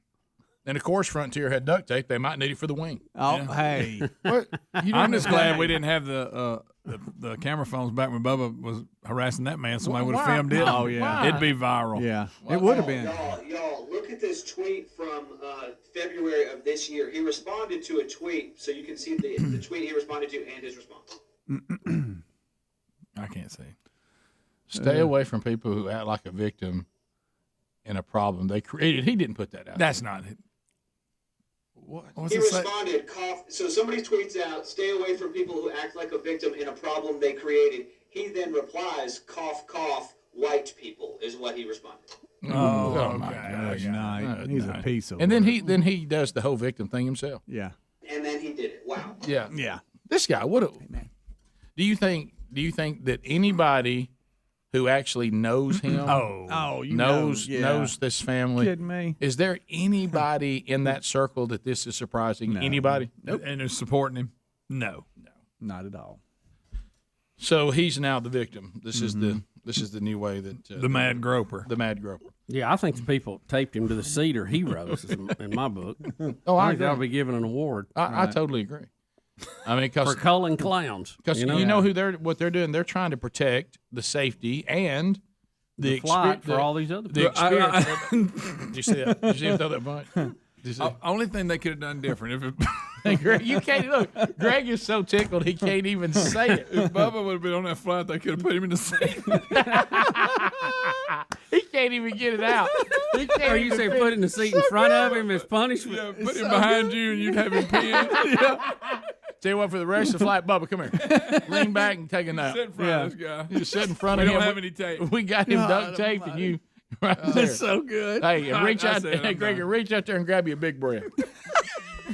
According to asleep too. according to CNN, Frontier Airlines, I'm reading through these tweets now, says it supports and will pay the crew of the flight attendants it had earlier suspended after they duct taped a passenger to a seat. I guess they just had to look at the video footage. Right. Yeah, we're going to suspend you while we look at this. They did Okay, all we they have. could do. Because if they let him run wild, then what complaints? They does Frontier- called the problem. They called that nut. They did. All Yeah. right. Well, they Greg. did. That's They what we did. say. They did. They Quick, did. move him behind Bussy. Look, Greg, look at that face. Greg, look at that face. Hey, put him behind him. Look, when you got duct tape all over your ears and you're doing what you can to get out of Look it. at his face. Look at his face. He won't be able to move. Put him right there. The only thing I would have done different, Greg, is leave him tape like that. I said, now everybody wants to go up there and slap the crap out of this guy. on your way out. On your way out. Yeah, lined them up. Slapped at 5. Yeah. Please look at the people behind him. They I think he's pretty lucky that he didn't run into Leroy Brown on that flight. Well, yeah, in the state he was in, the punch he threw at the flight attendant was not. I don't think he could have broke an egg with it. You know, He wasn't very. He wasn't exactly. So now, dangerous. so he hasn't embarrassed himself. Everybody else is him. He looks like Andy Andrews. Greg, look, everybody else is Andy. wrong. Everybody else is Yes. wrong because they are laughing at his behavior. Yeah, he had nothing. Even though he started the entire thing. Right. He's Rick. His last forever, rest of his life. Well, yeah, but yeah, sure. that's- Absolutely. Okay, Well, good. Greg. Maybe it will foster some positive change There you for go. the rest of your life. Doesn't sound like Somebody. it. but it's all What right. about teaching Max? No.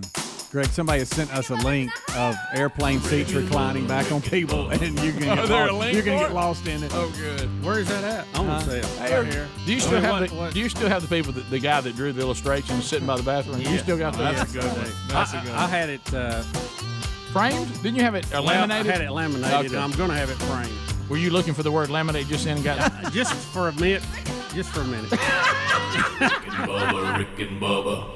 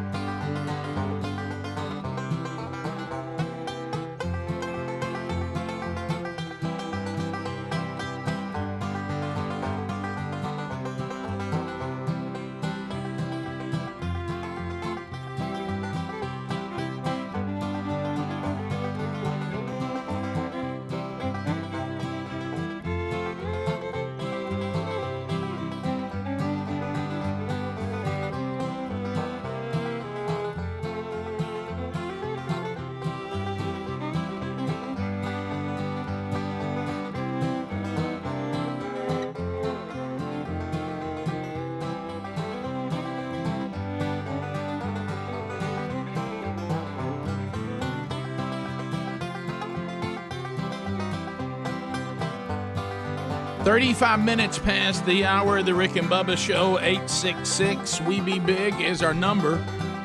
And we take your phone calls now.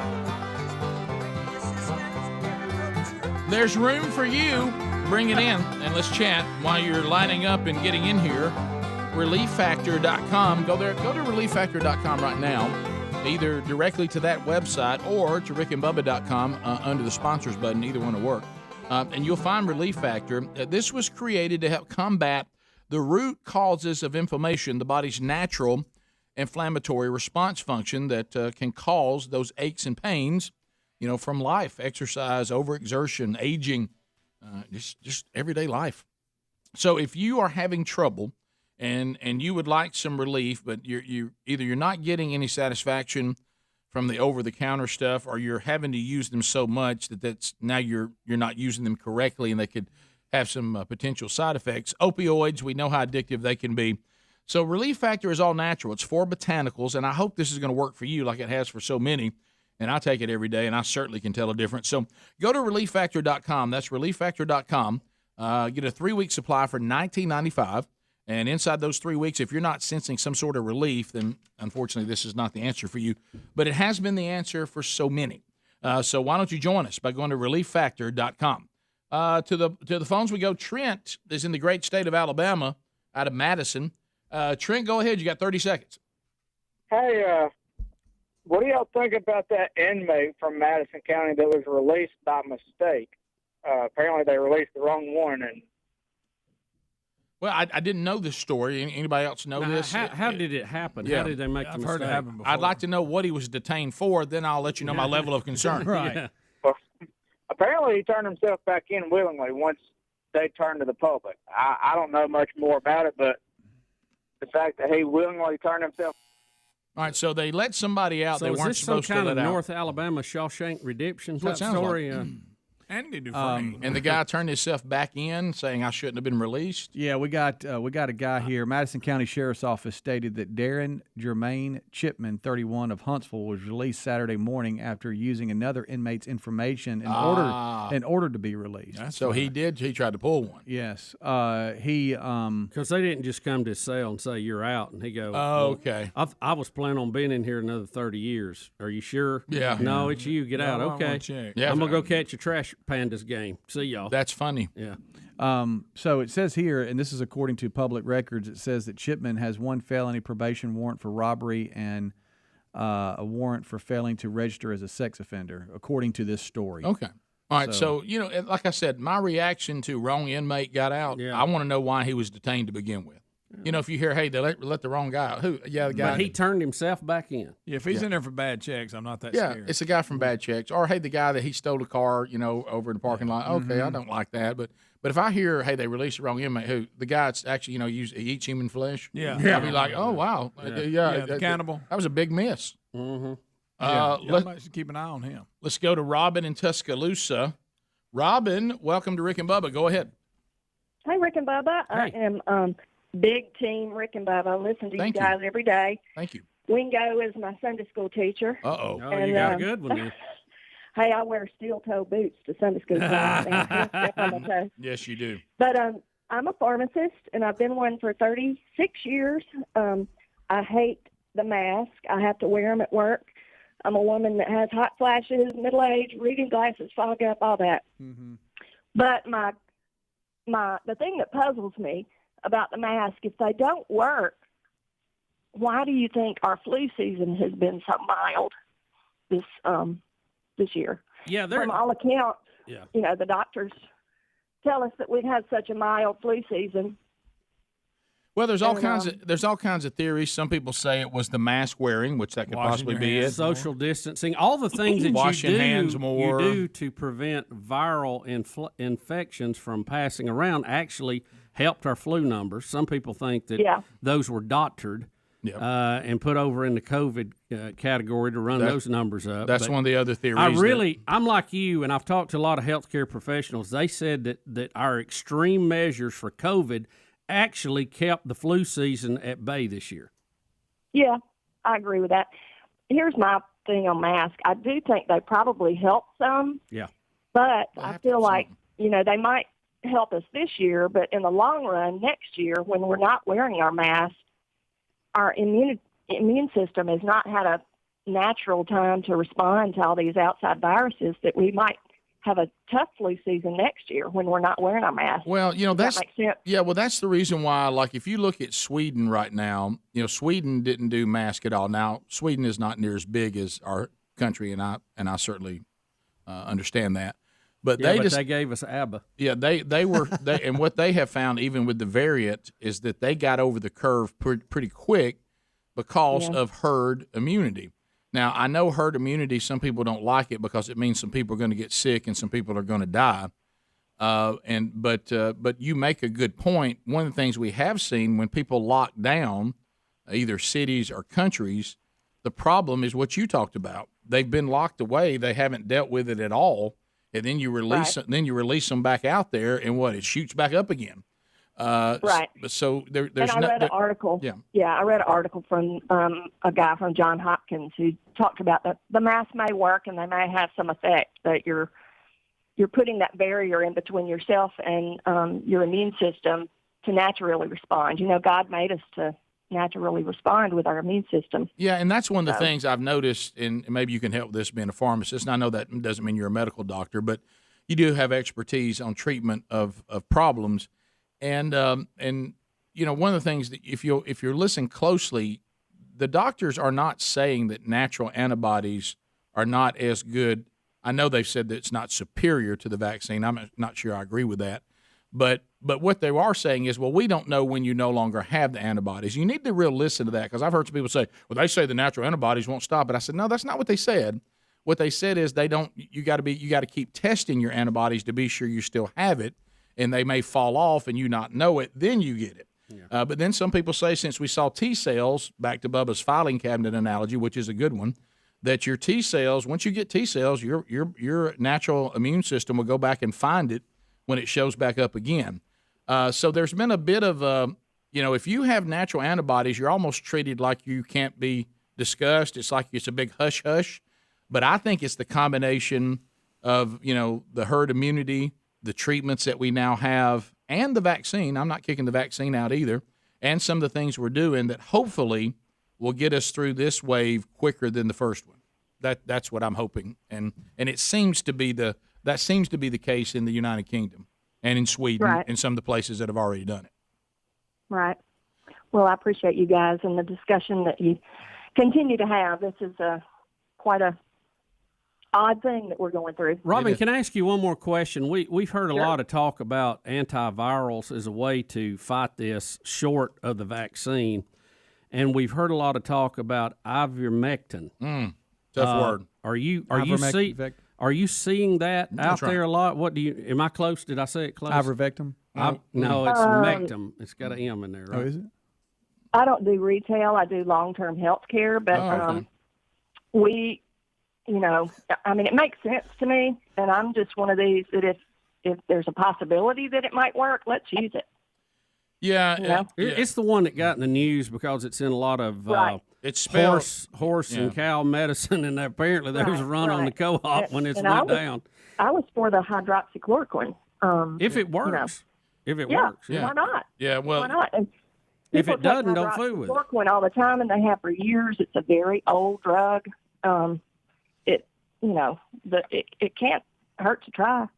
Right, but they're now thinking that it's ivermectin, ivermectin, and they're saying that one is working even better than hydroxychloroquine. Yeah, I've had a couple of doctors tell me they are using that early on, and they're having amazing results with it. But I think you would, what I would agree, because I don't want to keep trying things that don't work. Every single person that I know that has gotten in trouble or has passed away, they did not have the vaccine, did not have the antibodies, and when they got it, they didn't treat them with anything until they got pneumonia, and then they started treating them. And I think that's a flawed way to address this.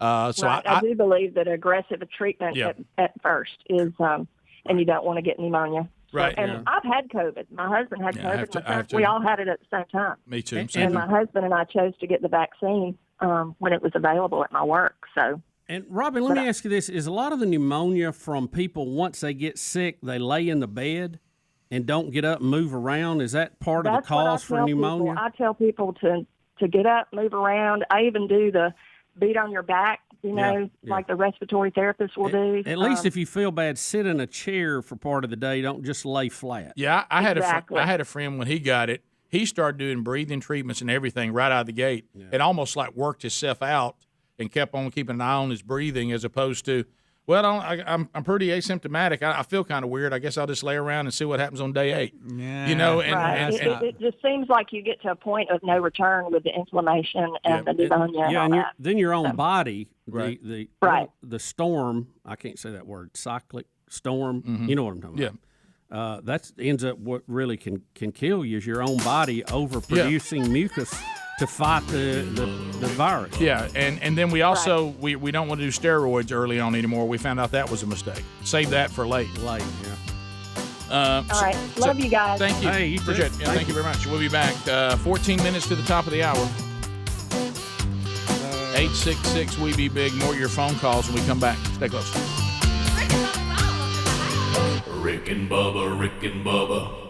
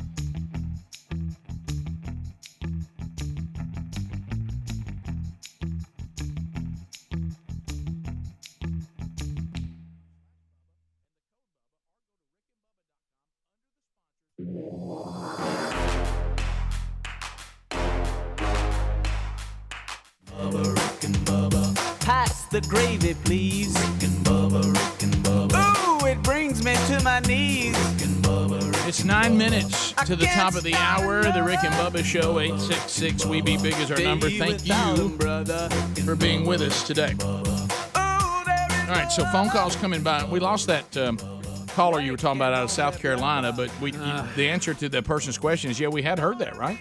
Rick, let's see where I had the story here, and here it is. Here it is. Woo. This is I really don't know what to make of this story. Okay, and I don't know that the people that did this test know what to make of it either. Researchers have found coronavirus antibodies in more than a third of the white-tailed deer studied across 4 U.S. states in the calendar year 2020.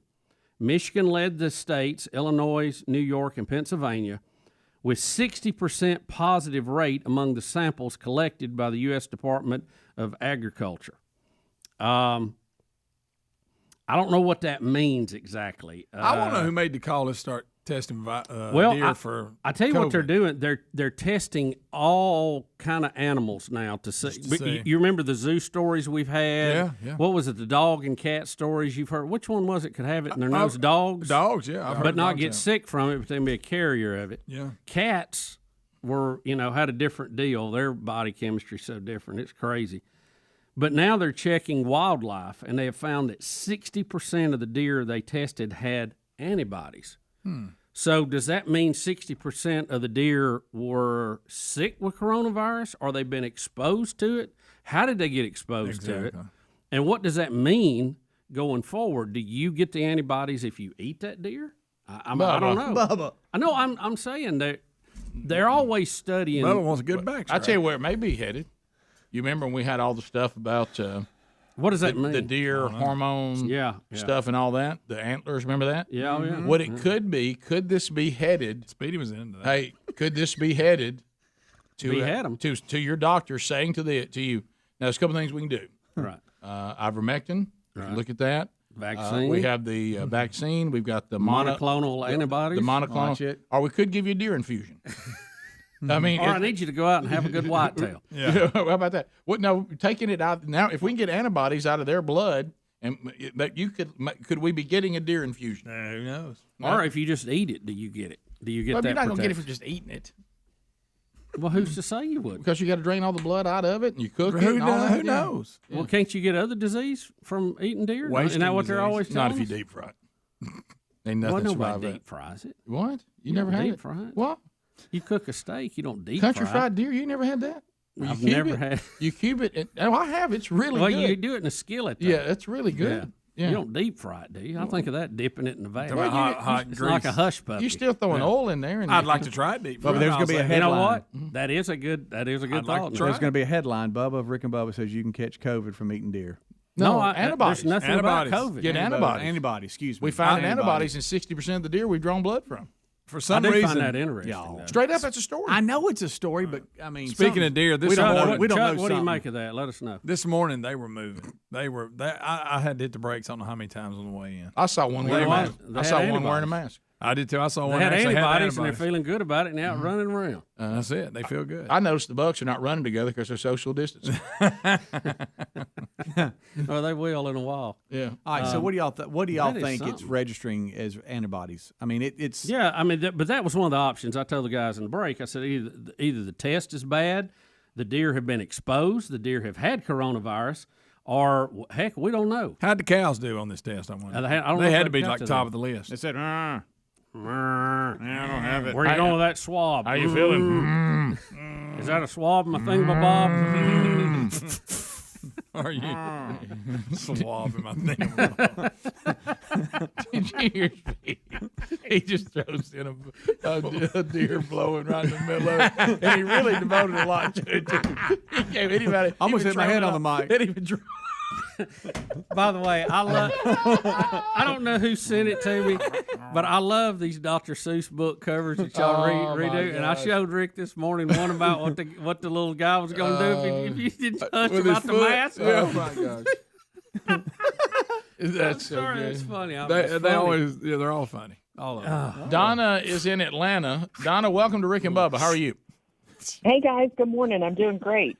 So 2 things. One, I've just gone and taken a venison steak out for dinner. Got that falling in the sink. Hey. Good deal. Yeah, I know. Why not? Yeah. Second thing, totally agree with y'all about taking early steps when you get diagnosed with COVID really does help. Yeah. However, what we're running into here in Metro Atlanta is doctors are not prescribing anything. They're telling you, well, just wait it out, take some Tylenol, stay hydrated, and rest. No, that's not good. So, that might have been the plan back when we didn't know, but now we know that's not working. Exactly. So people are really needing to find a doctor in advance or get some good supplements in place. I've checked out Dr. Zelenko's protocol out of New York City. He was one of the first doctors banned from social media, and he's got some great stuff. So y'all might want to pass the word in Atlanta. Get prepared. I got an email from a listener that says I was researching the drug we just talked about. How do we say it again? Ivermectin. Ivermectin, and he said his insurance shows it as a tier 2 drug, and he can get a 90-day supply for $24. How about that? Well, it's an antiviral, anti-inflammatory, which is one of the reasons they say it's better than hydroxychloroquine. Which, by the way, I've said both of those drugs somewhat close. I really can't believe it. That's Who really is this madman? Handy? Is this Handy? Y'all, we're going to do it again. We need to stop talking about this. We're not going to be able to find it. Handy in Mississippi. Handy, go ahead. Well, Handy again, man. a lot of people may disagree that it's not something Right. good to use. So, whatever. Handy, go ahead.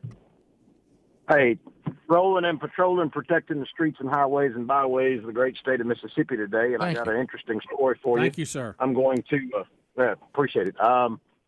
So I'm going to see your duct tape story and raise you some zip ties and a hog tie. You ready? Yes.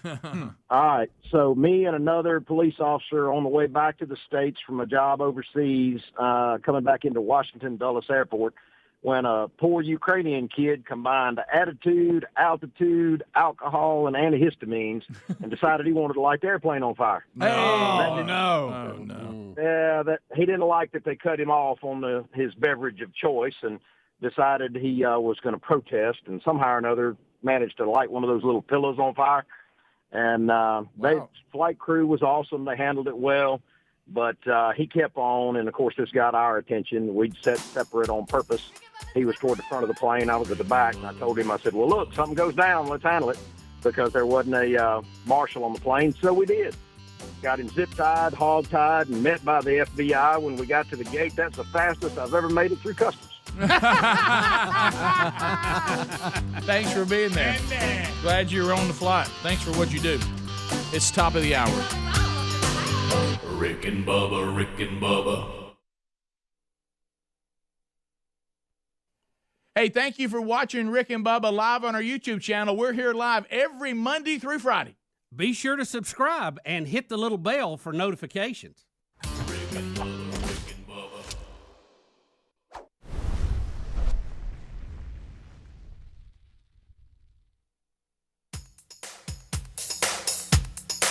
Rick and Bubba's in Ohio.